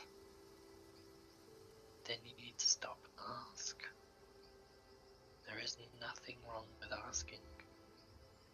And in the future, instead of doing the little white lies to you, I will be flat up and honest and say it's part of the blood oath. I'm not sure I can tell you. I appreciate that. If it's something I can tell you, then obviously I'm gonna tell you. Same as Cassius. I don't have any secrets that I don't have to keep. You don't need to share. I don't want to make you feel like you need to share everything. You have a right to your privacy too. Sure. But for the most part, I'm an open book. If you want to open that book. Yeah, I think I need to tell you a lot of things too that I just skipped over and you had to read between the lines, and that's far too much effort to go constantly. It'd be a hell of a lot easier if you just told me. Yeah, I'm not the best at opening my mouth and spewing coherent words. Everybody has things that they're ashamed of or they regret. And they are not the easiest emotions to overcome. I'm very aware of that. I guess Despite my youth. You're still the wisest of us. Well, I try. And I appreciate you for it. I like to hope that we're all learning from our mistake. Yeah. And although I can learn new tricks. Well, I wouldn't call you old just yet. Cassius, on the other hand. He's getting wrinkles. Don't tell him. Yeah. I hope even if I'm an asshole, an unrepentant asshole sometimes, I hope you know that I still love you. And I appreciate you. And I'm still here. So there's nothing you've done that has made me to leave. Not that I could leave.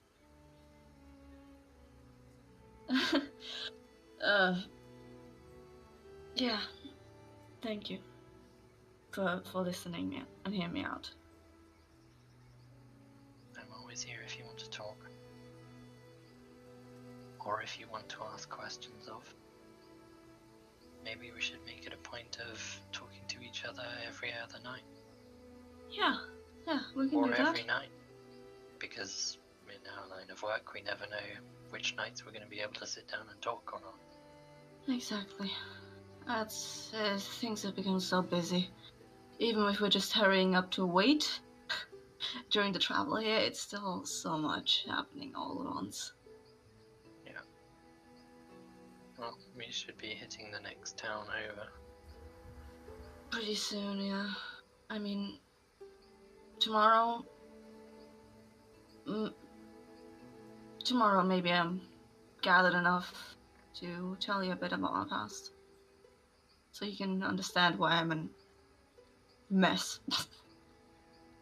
And just to reiterate, it's all in your own time. Don't feel pressured. It's whenever you're ready. No, That's mostly why I don't push you with questions the whole time, because I figure when you're ready, you'll speak out. I want to share it. I just get cold feet pretty easy. Yeah. I understand that. Yeah. So you can push if you want to sometimes. I'll just tell you if I can't for that day. If you want, yeah.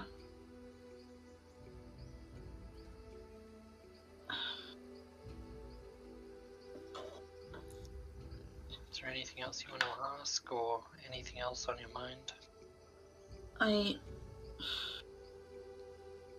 I also wanted to ask you because the last few days you were kind of unfairly pushed aside by me and in general. Do you want to go to Hollowstone even? I mean, we're not even sure if we're gonna get something over there. Do you even want to go? I see no harm in going there. We can always carry on or turn around once we get there. It's more a case of will they let us go there? These are the bones of their great ancestor. It's going to be a very holy place to them. I'd hoped Nimrod would have said something if we were bad. Maybe it's a question. Maybe it's we should do certain things when we're there. Maybe it's, yeah, sure, everybody's welcome for the most part. The tribes have been tribes, not sure if they class themselves as that. For the most part, they've been overwhelmingly welcoming. Which isn't what I expected either. For saying you need permission to travel through the lands and all that. They seem sort of like country folk back home, as in, if you're an outsider, you're a city slicker, you can't fit in. It's not even that, because in the last camp in Holden, there were people among the creature people. Happily mixing. They have no qualms about that at all. It's more a case of they want to protect what is theirs, their land, and provided you're no threat to that, then it's okay for you to travel through. If you are a threat to that, then obviously you're going to have about 15 clans beating the shit out of you. I think the hesitance and the acceptance are just two sides of a coin from the memory thing. I mean, they relive literal experiences with other people. So it makes sense if they're hesitant to let people wander and also accepting if they're okay. Not sure that's something you've shared with us from the visions before. Shared? What? The visions. I don't recall you saying there are memories of them being accepting. Well, they did accept Grim. He was an outsider. And they were very accepting. After they knew he wasn't like the rest of the regime. Yeah. So the hesitancy was very valid there. From what I saw, they I don't often call people that, but they were monsters.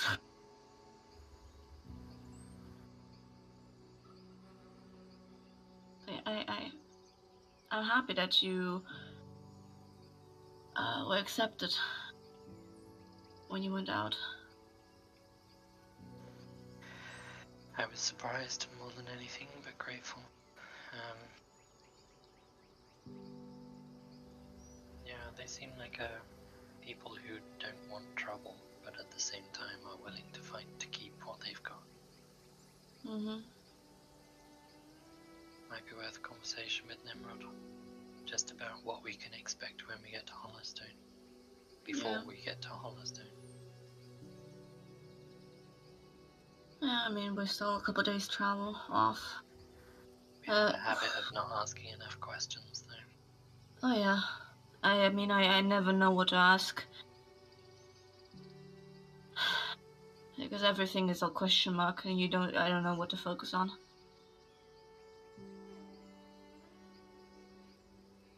Well, that just sounds like more opportunity for the three of us to talk about it. And not. I don't want you to think that I will only talk to you if it's the three of us. Just because of what I said last time, I also want to spend time with you. Well, we still have a blacksmith to get up and running. Yeah. Maybe we can start sparring again in the future? I'm getting a bit flabby from the old cardio. In that case, it sounds like we should be doing that tomorrow. We can do that, yeah. And whatever else you want to do. Likewise. You've never told us why you're learning to weave. Oh, well, I've kind of forgotten that skill, and I knew how to make a lot of things back in my childhood. I just treated it the same as I did the rest back then, which is I pushed it aside and forgot about it. And I don't want my past to have a hold on me here.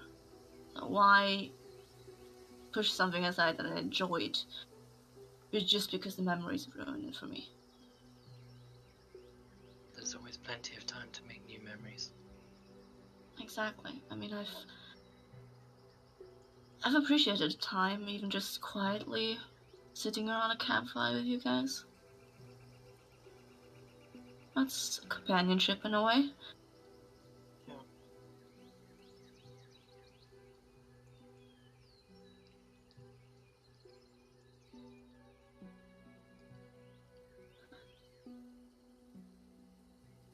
Spent a lot of my childhood sitting around campfires with friends.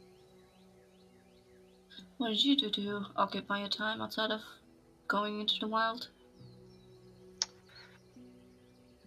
It depends.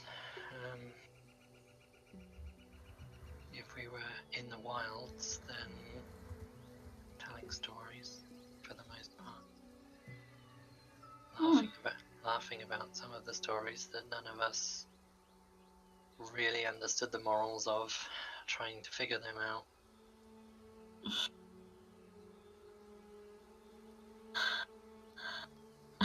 Any campfire ghost stories?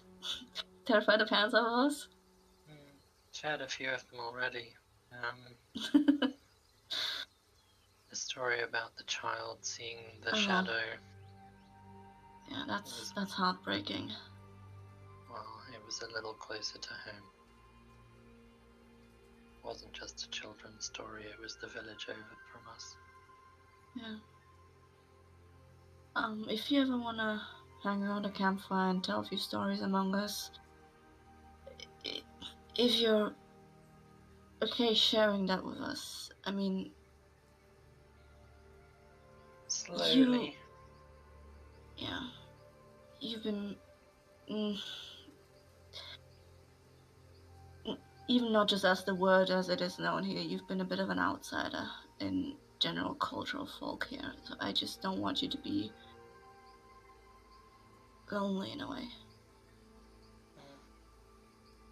Lonely isn't a word I would describe myself as ever.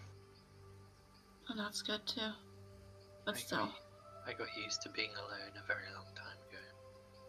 So that's not always the nicest. No. It makes you more adaptable, in a way. Makes you rely on yourself a lot more. And it's probably the reason I act first when things go bad, because if it was only me there, I would know the situation, what I should do. You're trying to second guess what's best for all three of you, it's not always the easiest. It's hard to remind yourself that others are relying on you too. It's the weight, certainly. It's also warm in other situations. Kind of like a blanket. a very strange analogy, but I'll go with it. Yeah. Can swallow you up into a blanket of us just clinging onto you.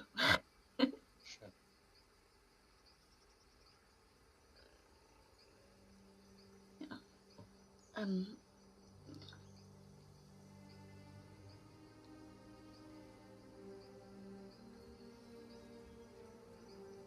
I appreciate this talking.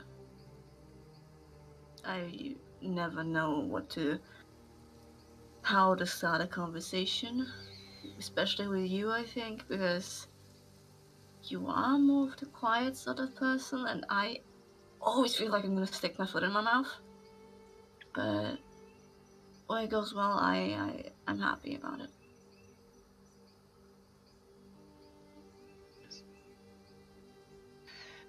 It's one of those things, I think, because we don't have a lot in common from our backgrounds or our people, it's not always easiest to find a connection to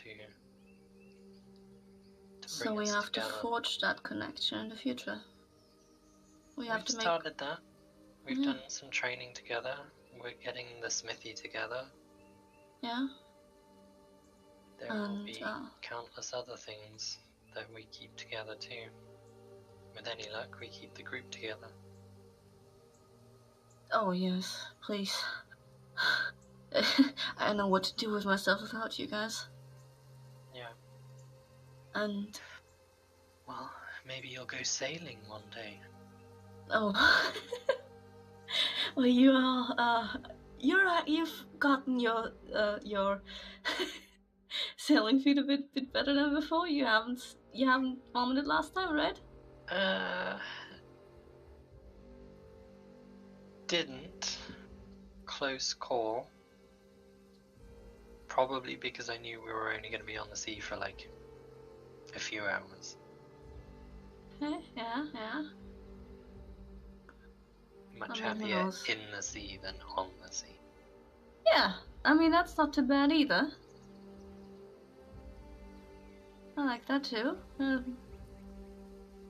We can make that happen, maybe. When there isn't terrifying leviathans swimming past. What the fuck are old ones? Do you understand? I'm guessing we ask Nimrod, because guessing anything else is probably not going to be correct. I mean, apparently there's old ones of the sea, old ones of the sky. What? Well, yeah. Is it like the primordial beings, like in our stories? Potentially. I mean, we know that the storm through Taria was an elemental spirit, ultimately the spirit of the air. Yeah. Maybe they're something like that. Maybe they're one descended from that. Also very, very much to learn still here. Yeah. Yeah. And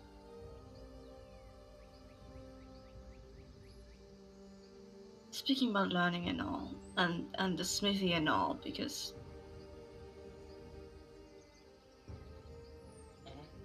I've been.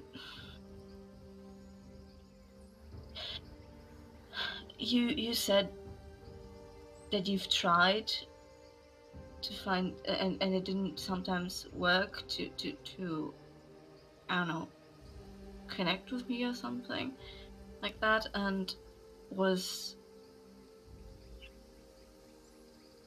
the enchanting thing one of those, because you asked multiple times?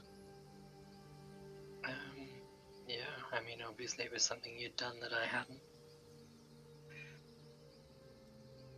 Even if we'd failed, it wouldn't have mattered. It was more a case of, let's see if we can figure this out together.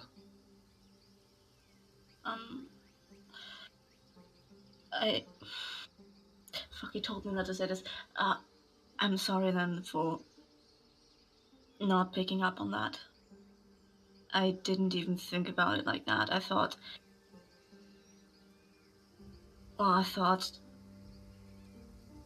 I assume he told that I you couldn't that. You mean Cassius told you not to say this? to apologize. Yeah. It's a bit of an issue of mine if you haven't noticed that I just apologize a lot. It's all everywhere in my vocabulary. I think among my people it would be safest to say that it's best to keep apologies in your heart. That's a beautiful way to say it.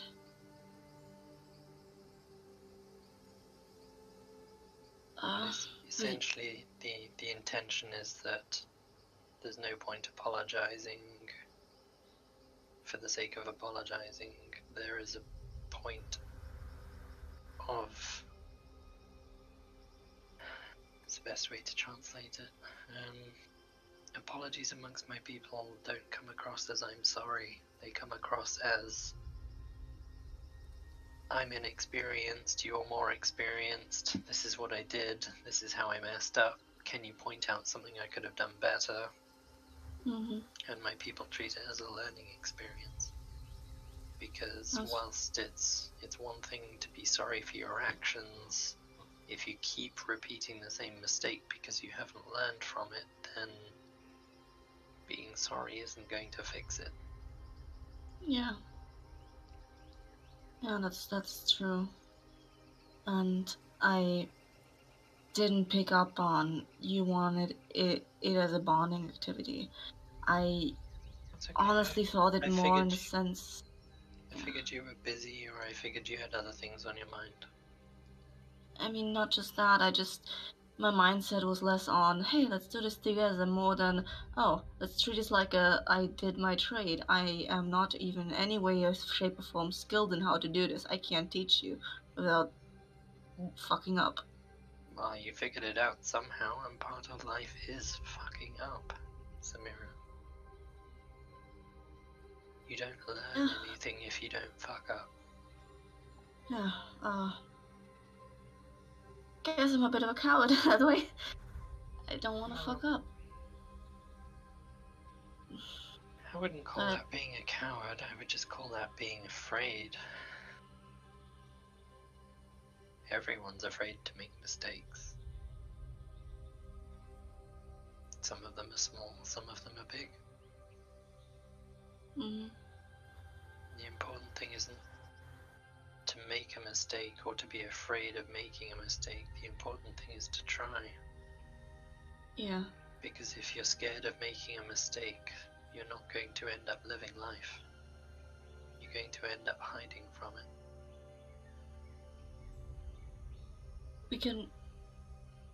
We can try to do this together too if you want to try again.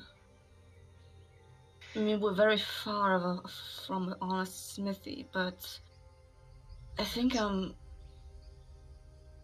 trying to get the hang of it through thread. Enchanting thread? Not just yet, but you remember how I said that it's more instinctual? As in, it's hard to explain, but when I work, I have a mindset, I tunnel vision, like sort of like you meditating. Sort of like the meditating thing. I just focus so hard that I guess I infuse my magic through the work. It just happens. I don't know if you observing can learn something from it, but I've been feeling the same sort of tingly top of my fingers that I get during glass blowing sometimes while weaving. It's not there yet, but it is approaching it. Okay. I mean, that alone is more information than I had. Other than the textbook schoolboy way of enchanting items, which I had a very long conversation with the dwarf about on the ship. Yeah, no idea how that works by textbook. I don't know which one. It's essentially about using like miniature rituals almost. They're not Ooh. even magical in their own way. It's a case of kind of like if you're, for example, the best way the dwarf explained it was if you're preparing a sword for enchantment, then you would clean that sword. You would restrap the handle in the best quality stuff you could find. You would look after the weapon and then begin your enchantments. And it's all kind of ritualistic. Very in by a the sense. book, yeah. Yeah, I mean, they're not rituals themselves. They're not you sitting there in a specific magical circle casting spells. They're kind of, what would you use the blade for? Combat. So you're going to honor that blade by cleaning it, by sharpening it, by preparing it, by oiling it and wiping the oils away again to make sure it's in the best possible condition. And then begin literally infusing the magic you have into the blade, and then repeating that process over and over and over again until eventually it takes and the blade absorbs that magic. I mean, Because it makes sense. It slightly makes sense at the very beginning of having that all in your mind, because you also have you woodwork. When you have a block of wood in front of you, you already have in your mind envisioned what you're gonna do, right? I do, and for the most part, you're not wrong. It's exactly the same. For me, carving wood in a way brings it to life. Yeah. I'm taking away the bits that are rough and hewn and impurities in the wood that I don't want in the final piece that I craft. And it's the same with everything. Crafting a blade, the smith smacks out the impurities with a hammer at the end of the day. It's just shaping it as you wish it to be. Yeah, and the same with your threading, I suspect. Yeah, exactly. At the end of the day, thread in a ball is thread in a ball, but once you pick it up and start to work it, then you are beginning to shape that. I mean, strangely enough, it was also kind of how I created Winnie the first time. I mean, now you used summoning fabric, them, didn't you? Didn't you cut him? Yeah. Literally from some fabric? Not literally from, not just that. I told a story during it. I told a story about friendship and companionship and the things you were binding into the magic at the time. Exactly. I just shaped Vinny, and now it's resummoning isn't the same, but it's sort of like that too.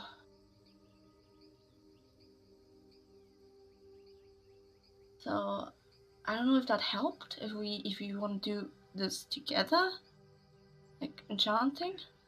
We can give it a go. I mean, the thing I would say is that we have a wild piggy on the loose who knows a lot more.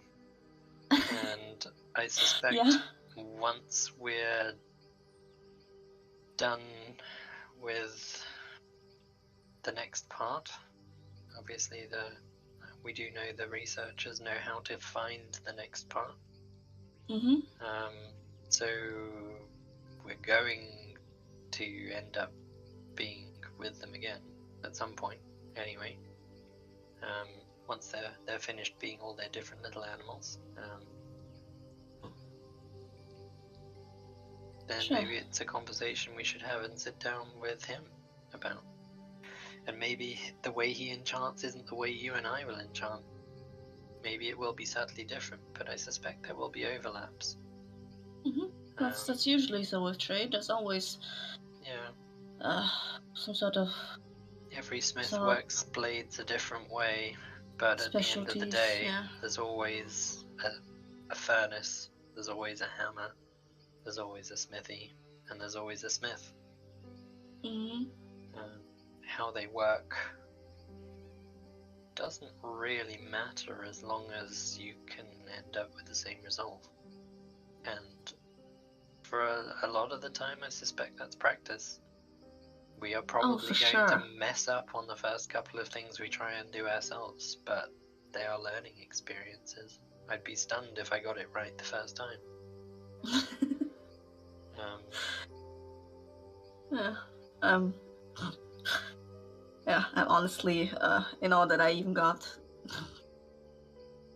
the first things I encountered to work. Hence why I asked you. And I'm shouldn't have, well, thought of it only in the passing way that I did. Hindsight's a wonderful thing. Exactly. I'm a bit, well, not just deaf, I'm also a bit blind sometimes regarding social cues like that. Well, next time I'll just prod you in the ribs. Yes, please. That will be appreciated.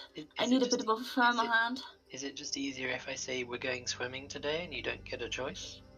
Yes, actually, that would be a lot of help. Because yeah, if you give me the option of, I would think, oh, maybe it's not that great if she wants to do something else. I would second guess myself a lot. I do that a lot. Do you ever second guess swinging your weapon in combat? No? So why do you do it with yourself?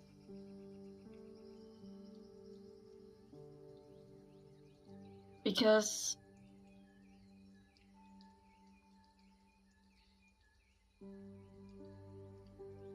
I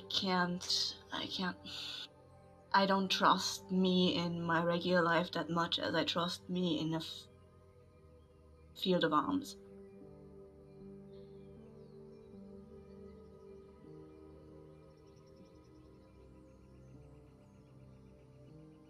Which is a very strange position to be in. Yeah. Trust yourself in a fight where most people wouldn't know what to trust themselves with. People who've never seen combat, they don't know if they'll fight or whether they'll flee in that moment. And yet, for something everyone else is unsure of, you are very sure of yourself in that moment. Yes, it's just very simple in a fight. You can either fight and win or fight and lose. In real life, it doesn't work that way. There's always... You and I both know that fighting is not that simple. I know, but it's... There are you intricacies. either lose or you win. You either lose, be that by defeating your enemy or running away, or you do in life. You either lose or you win. Yeah. But losing doesn't mean that's it, the end of the story. In a fight, it does. So if anything, I'd be surprised that you didn't trust yourself more in a fight. Because if you lose that, there's no coming back from it. Well, that's true. Yeah, I guess, it once more must be connected with,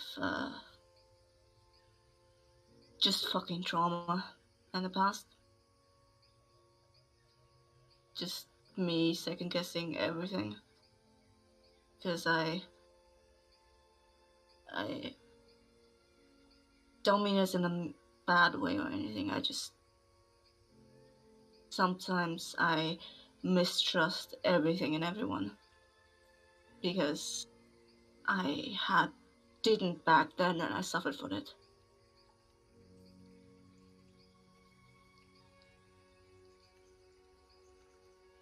And I need to work on that. Because I don't just hurt myself, I also hurt those I care about around me.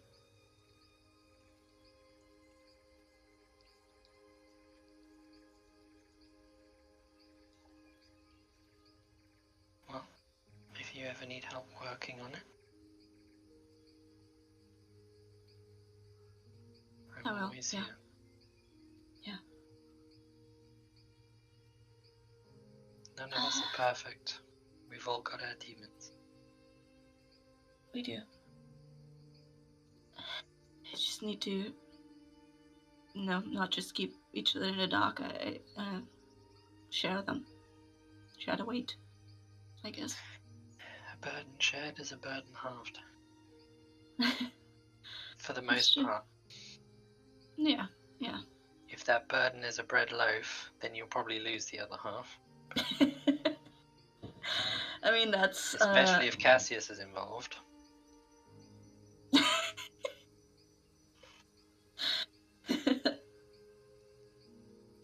Yeah.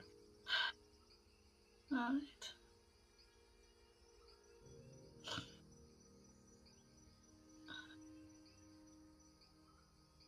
Are you going back to the camp? Mm-hmm. I think so, right? Unless, Vieira's moving away. So it depends on what...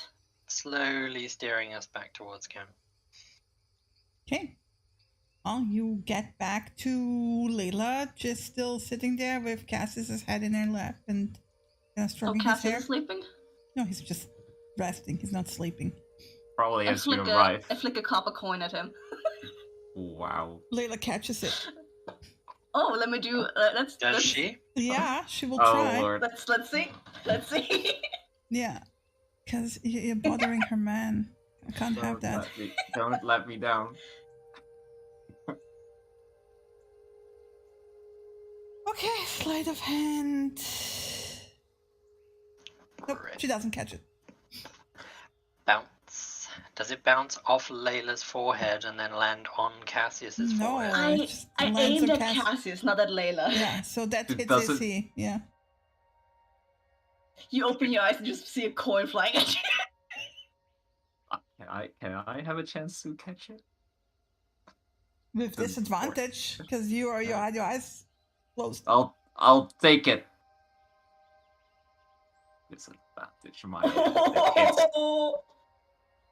I think it's... Not only did you not catch it, you slapped yourself in the face. No, I'm kidding. There is no critical fail in opposed checks. It's like shoot up, just look at them, and then actually he just smiles and lies back down, and he just looks at Layla like, "Told you so." She goes like, she shrugs. It's like, what?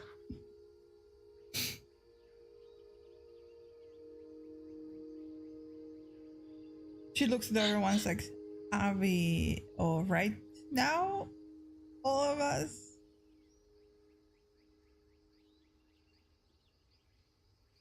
We always were.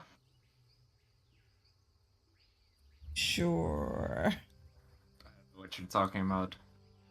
We're always amazing.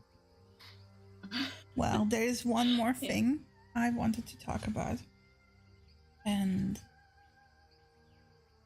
if At this point, Samira slings her hand arm around Vieira's shoulder to just kind of shuffle over to sit next to the others.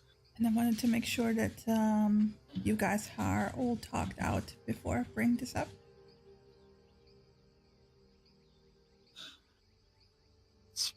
Shrug. I mean, a very confirmative, enthusiastic yes would be really appreciated. Maybe. Yes. Depends on what it is. I am. She gives me a stink eye, but a joking one. Well, it's nothing dramatic. It's I wanted to show this actually to Vieira, and then I realized I shouldn't be doing this because it's giving information to one person, not to all of you. And because we had all communication issues lately, I figured it might be better to just share this with all of you. Especially because a certain someone is currently not there and hunting. So I would rather do this now than later when it's unavoidable. You in a shift? Yes. Oh. I mean, these two are used to me shifting all the time, so it's probably not going to be that big a deal for them. I mean, it's not like you're gonna explode, are you? So. No, I'm honestly. Does I'm it not. hurt? Yes and no.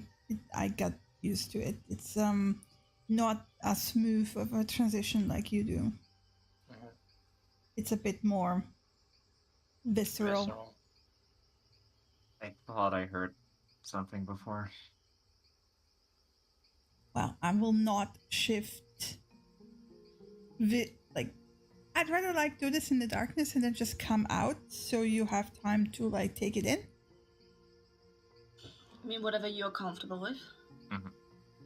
But I need you to be prepared to know what I look like, because in the heat of combat, you might not be able to recognize it's me. Mhm. And Yeah, I get that. it doesn't look like the most friendly thing ever. So does Vera, but we're still with her. Hey, stop that! Stop that! You know what I mean. She pats Cassius on the forehead and then like gently prods him up so she can get up. Yeah, he just gets up. Gets his weight around, just sits.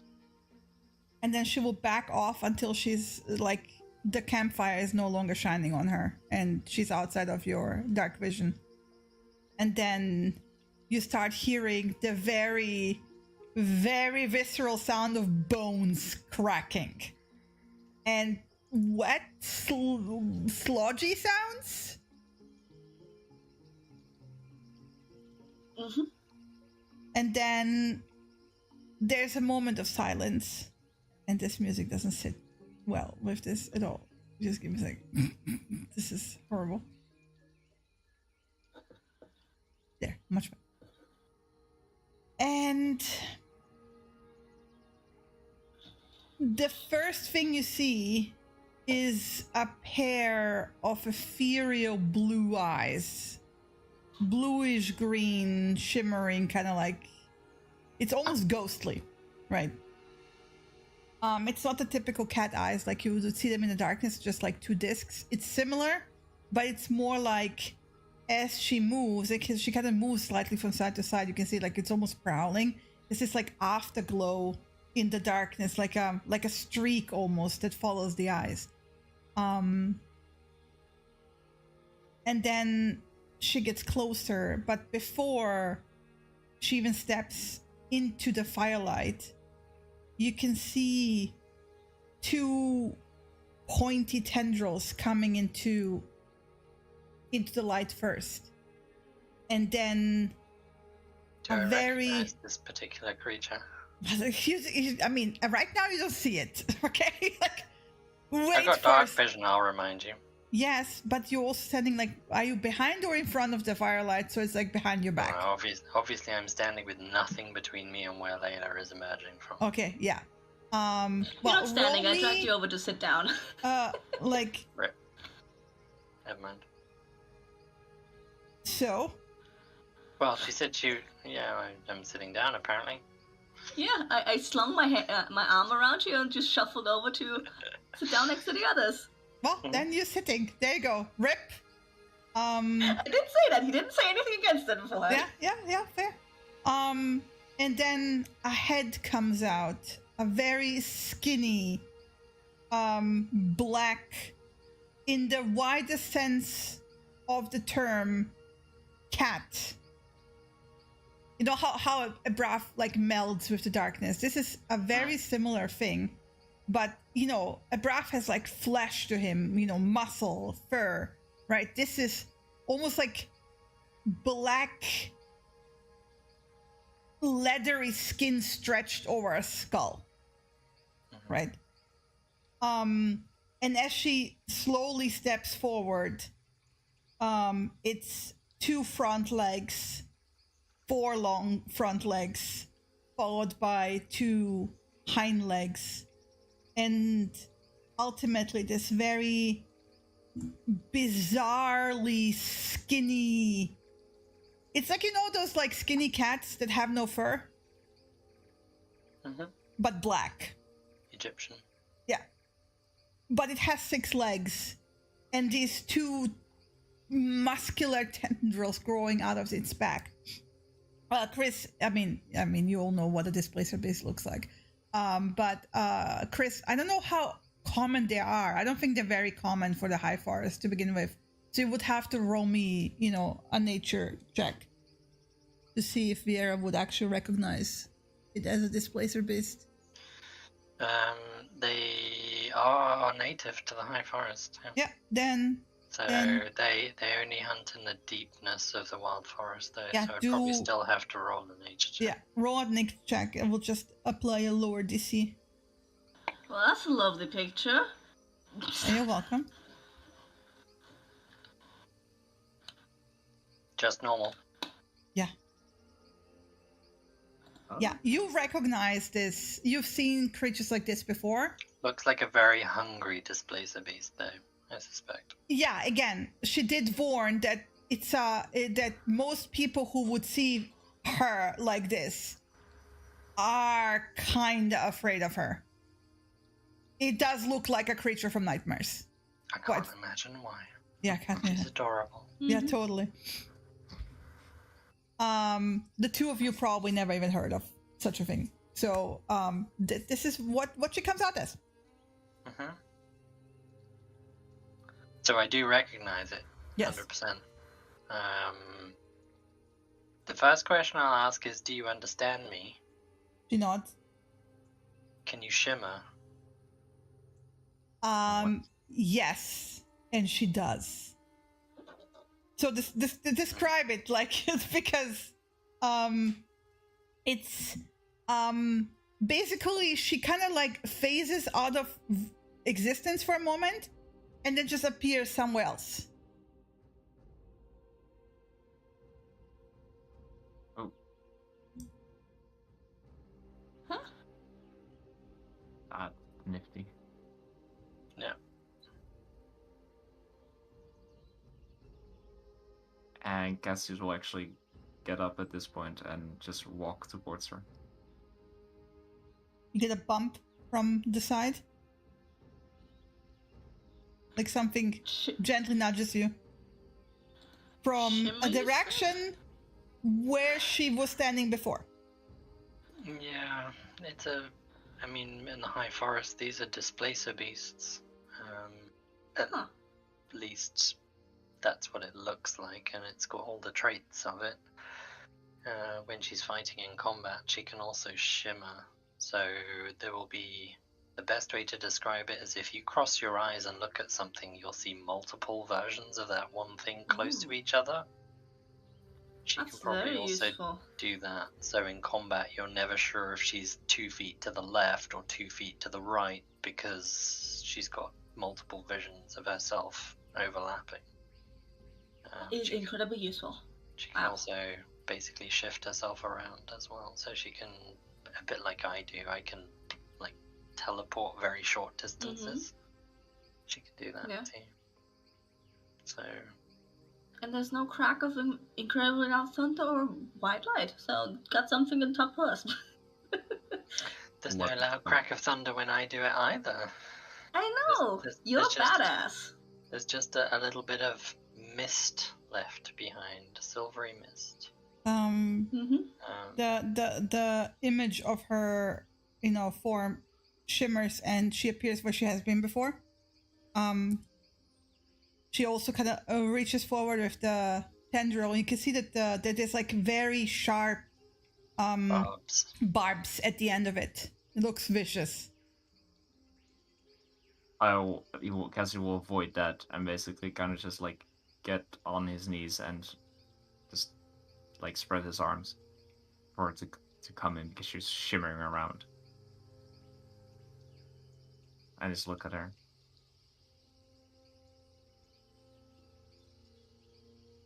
She will look at you for a while. And then kind of like gently pet your shoulder with one of the tendrils. And then she will move. They will be like, she will move back further into the shadows. And then it's almost like she melds with the shadows again. And Samira, you saw this before when she was holding you against the shadows of the building. She just like like she's just gone, and then from a different side you can hear the cracking of bones again, and then a few moments later Lila will walk in being Lila again. You're very impressive. Well, it has its uses. The most useful thing is I can see into the realm beyond when I'm in that form. And I have no idea what that means, but that sounds cool. or where the dead are. Not so cool anymore. The in between, the veil. There's here, and then there is the cycle, and then there's the state in between where they kind of transition through, if you will. Mm-hmm. And she walks over to Cassius and kind of like crouches down. Sorry, I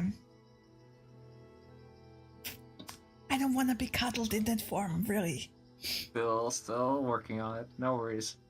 It will come. I just realized.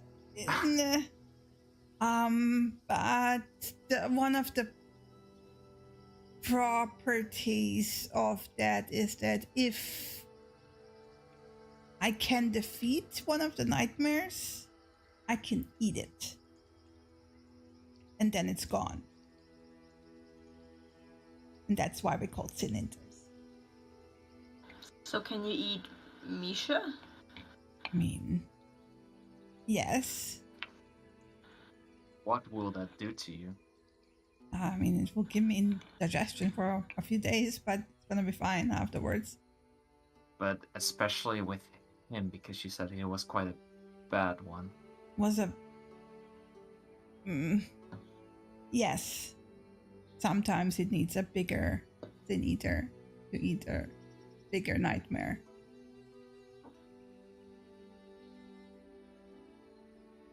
So what happens if you try and he's too intense? I don't know. I've never eaten one that size. Not a risk. They're usually not that bad.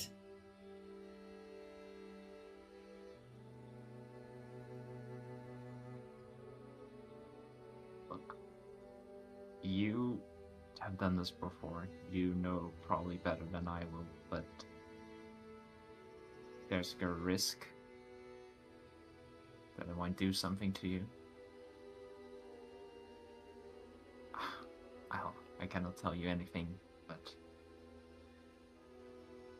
I don't feel comfortable with you taking that risk. Well, we need to find a way to deal with that thing. It cannot be running around. If it touches anything, if it touches anyone, you saw it. It's just this destructive thing eating away. And if it touches living beings, it just leaves these nightmares behind. It just feeds the tree. I don't want it to keep feeding the tree. Can we trap it somehow?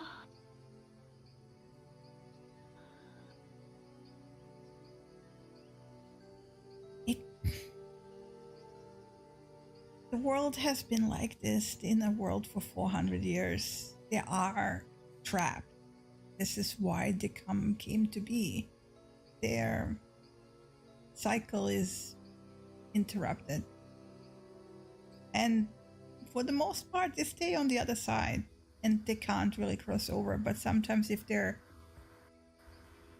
pain, if their anger, if their hatred is strong enough, then they find cracks and they come over.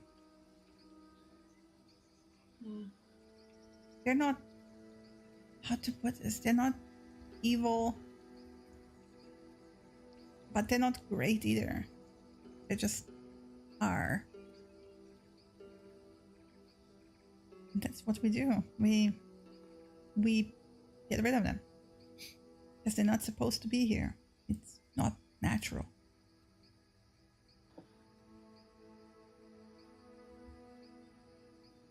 Anyway, now you know what it looks like. Please don't stab me.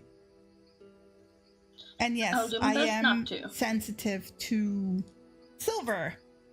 Mostly, I'm not quite sure, but the way Destrian explained it is that the original creature that formed what we are was a kind of fiend.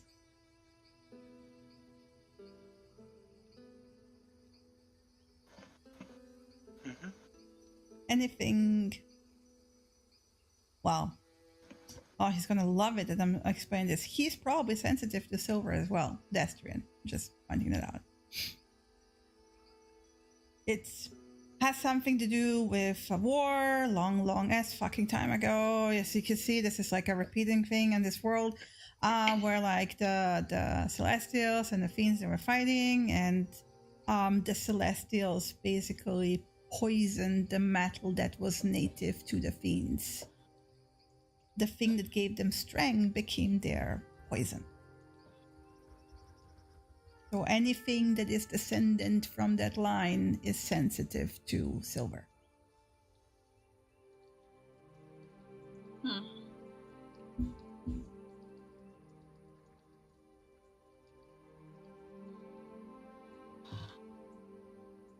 That's the same reason why the shifters are.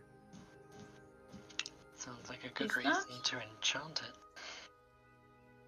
I mean, Is there anything Celestials are weak to?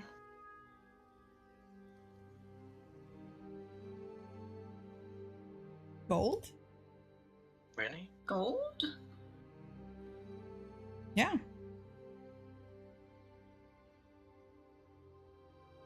Huh. That is fascinating. And they kind of did it to each other. It's the Celestials did it first with the silver, and then the Fiends slashed back and did the same thing to gold. Kind of like never-ending cycle with those sides. And I'm actually not even sure anymore that they even know themselves who started it, because they blame it on the other side. Highly unlikely that it was neither of plot twist.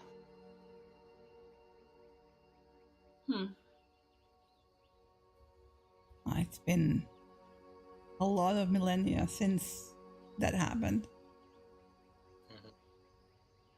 And look at me, actually remembering part of history in my lessons at the school. Amazing. Congratulations. Bertram would be so full of himself hearing this. Oh my god. Idolite. Nah, never mind. Speaking only- of them, how do they have a way to get after they are back to themselves, get in contact with us? I think Giuseppe has the same thing that Rio does and you do. The very Oh, annoying talking to your head thing. No judgment there, by the way. Is it that annoying? Because It's creepy okay, as fuck. Okay, like, no, this actually brings me to an important point. I'm confused a little bit on that. Because you have different ones. Which one do you have to talk for as the recipient? it's the short range one. You have to talk it, because in the end you only just mouth it. You don't say it out loud. Uh-huh. But if it's in your head, then you can think it. But if it sounds like I'm whispering into your ear, then you have to speak yourself. Just listen to my voice and how it sounds. It just both sounds creepy. Yeah, it's like one. I mean, I see the tactical advantage of that. Don't get me wrong, but without a warning, at any time of day or night, somebody might start talking into your head, and there's nothing you can do about it. Yeah, I understand that, but it's still. And then the short range one is also at any time of day, somebody might start creepily whispering into your ear, like they're breathing right next to it. I'm sorry that I'm creepy, and I flick another copper coin at us. I'm getting fucking rich here. This was the best of it. This one you can catch. There you go. Hey, Yay! best trade deal of my life. Yeah. So yeah, I know. All right, so pink or mouth? I just If always it's creepy whispers, you creepy whisper back. If Okay. it's creepy mind back. Okay? right. Is that do either of you need any show and tell? Do you need to try it? No, thank you. Save the creepy whispering for later. Viera, do you need to? I'm good. Okay. You know I won't remember this the next time you actually do it, though, right? True. At least if you answer in some way, I'm happy with Can that. I think it and mouth it? I mean, There we that's go, what I've problem been solved. doing it. Y- I've been oh, thinking really? it and screaming it, basically, Oh. sometimes. I think the last You time don't need Samira to sent me a message, I was like, I don't even know if I can respond. I don't know. Sure. Like, what? I think my first words were actually, what the fuck? Yeah, I know. Mm. And I I think know. that's all I said back, wasn't it? I think easier way to remember it, if I'm not near you, then you can just think it. If you know me to be near you, So then now you can you're going to be do both. sneaking up on us when we don't know you're near. Oh, okay, if you want to take it that way. Wait. She's That's sneaking what I up on would us? do. Come on, practical joke. Yeah, but Yeah. like, there's no fucking chance. Never say never. That's a dare, by the way. Excuse And it just me? looks at She has Samira. invisibility That's all. a dare. But still, That sounds like a challenge. try me, Samira. Try me. Okay, it's a challenge then. Be prepared. I mean, you didn't notice me when I was skulking around the city following you. You did what? Ooh. Well, okay, I take it back. You weren't the only one practicing. The whispering is a little bit creepy. That's creepier. What the fuck? I didn't trail you much, but I was practicing trailing people in the city, Mm-hmm. and you were, I don't know, you looked like you were trying to keep an eye out for people. You were like inspecting people watching a lot of the time. Mm-hmm. And that was it, and I'd get bored of watching you and I'd go and watch other people. Oh, yeah. Good to hear that I'm boring to you. It was more a case of you were sitting around doing the same thing of people watching for hours at a time, which is fine. You know, like, I was people watching too for hours at a time. Yeah, but I was out in the open. Like, everyone could see me. You were just like in a fucking alleyway or something. Rooftops, alleyways. Rooftops. Always the rooftops. Nobody thinks to Sneaky, look up sneaky. half the time. I like it. But yeah. Anyway, like, it wasn't like I was following you around 24/7. It was only for like a few hours here or there. Okay, alright. Thank the light. Around this time, Ebraf and Nimrod will come back Mhm. with a bunny rabbit each. Not sure that's gonna feed you a breath. No, it's a big bunny rabbit. It's a hare, like. Yeah, it's a Is it hare. a giant rabbit? It's a hare. It's like they're like small dogs or like medium dogs. These are big. Okay. They actually get comfy next to each other and just, well, next to each other meaning like good 3-4 meters away.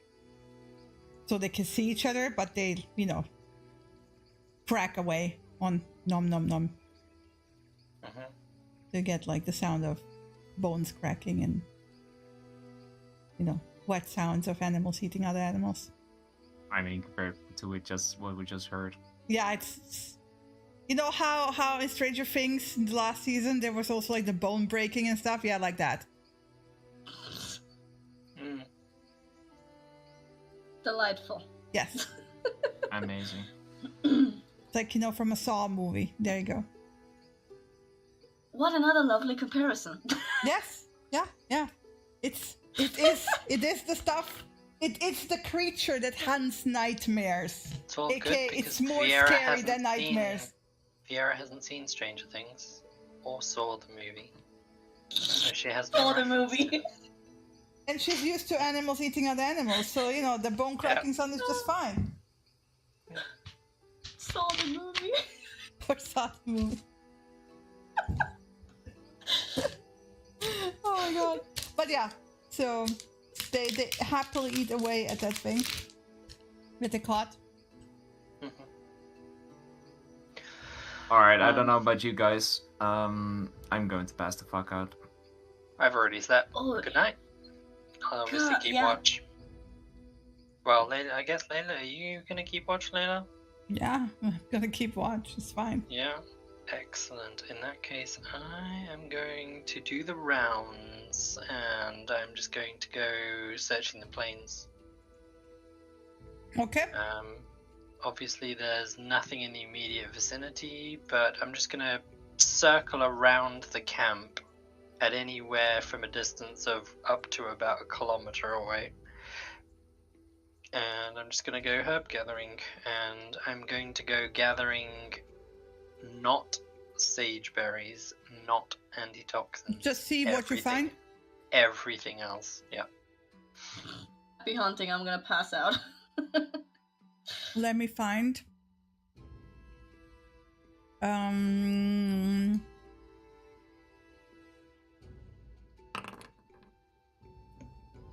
This is what you find. Uh-oh. Chickens beware. Let me. Hen bait. Yeah, let me find it. What is it? I want to know what it is. Yeah, Does it wait. mean like that? Roll table. Henbane. Ooh. It's a 16. Me? It's not showing it.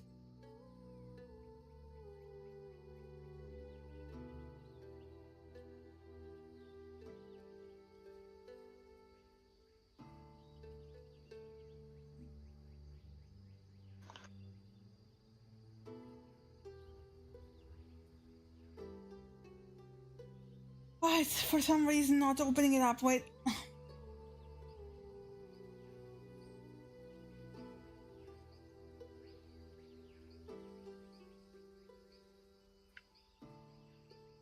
Oh, it's like a painkiller for bone pain, toothaches, and stomach pain.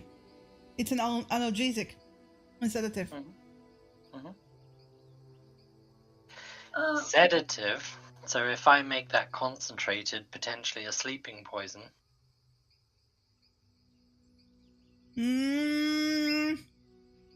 Yes. And by concentrated, I mean not over a campfire. I But mean the primary in an use of alchemical it is actually a painkiller. Yeah. But as with all painkillers, you can overdose on them. Yeah. Question: is the calendar fucked up because it says today is the 18th? Correct.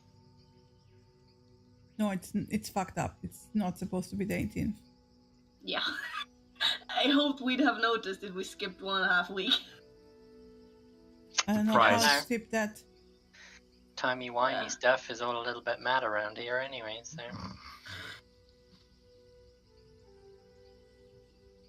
It's the 5th in the evening and it's gonna be the 6th in the morning. Okay, there we go. 6th in the morning. So you can switch it to the 6th unless anybody else is doing anything or unless combat is about to break out. No. 1, 2, 3, 4, 5, 6, 7, 8. There we go. 9 hours of sleep. I assume we get a long rest. Yes. Amazing. No, you don't. You have nightmares. No, it's fine. Terrainy.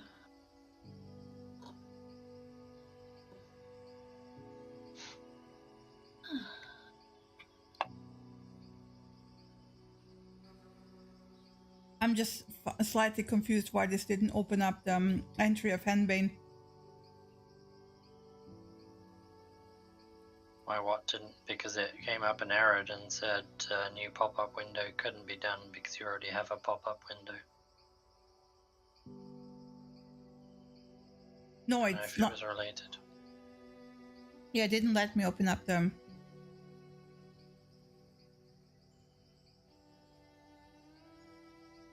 Because it doesn't know what it is. Maybe. Don't know. I don't know.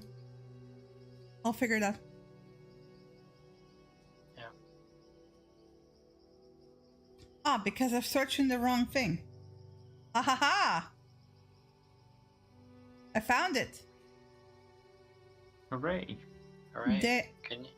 Hooray! Can you drag and drop it onto my character sheet then if you found it? Oh, Lovely.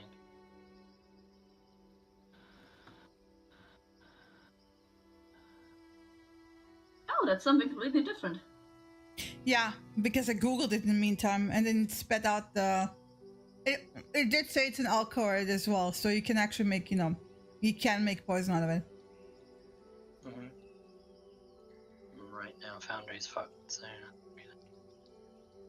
Sort of like an antitoxin, Basically, yeah. but a more buffed version of it.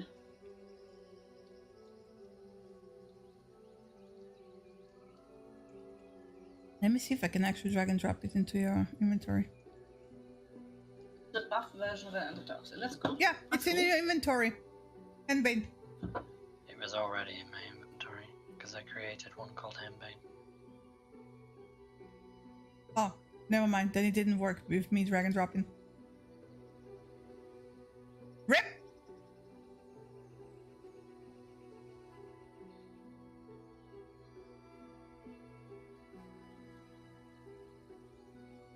Import entry. Let me see. Where did it put it, if at all? Oh yeah, there. It's in your consumables.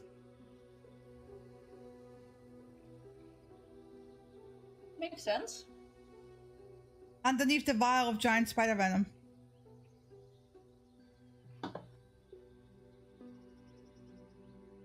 But it's not a potion.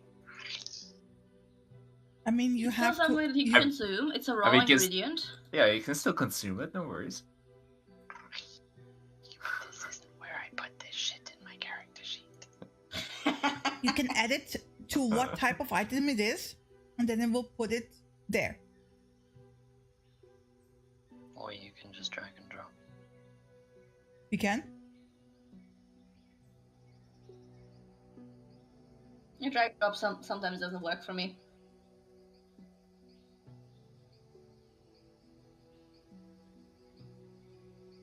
Either way, you have the description now on your sheet.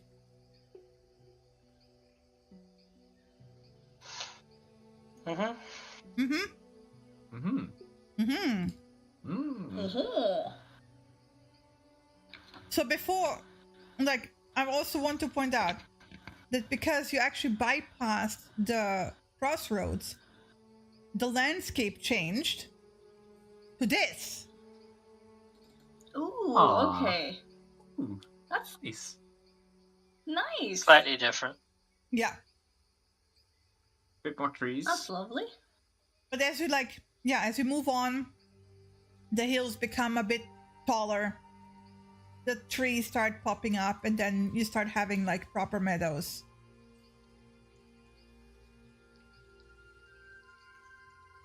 As you travel the road.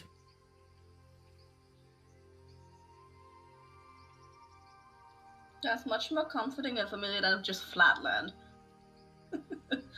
Yes. And this is where you will travel for the last, let me check.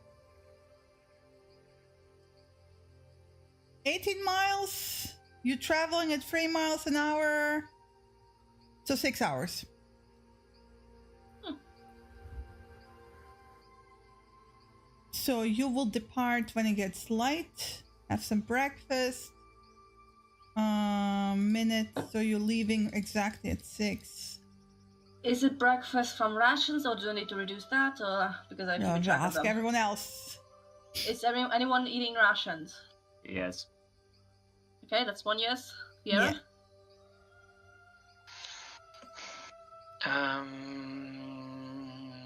On the morning of the 6th, yes.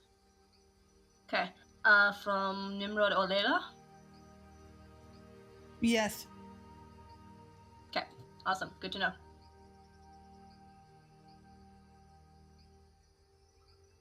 So you will arrive in Kairan at noon.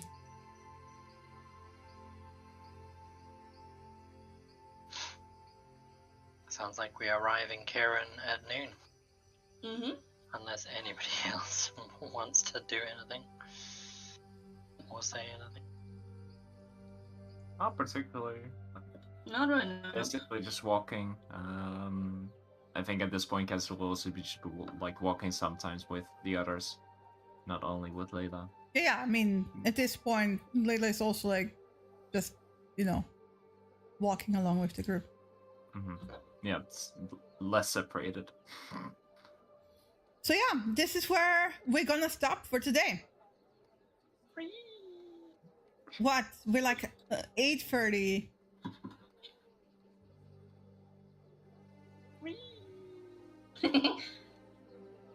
This is a proper human town, right? You do see the occasional wolf, by the way, but it's predominantly human.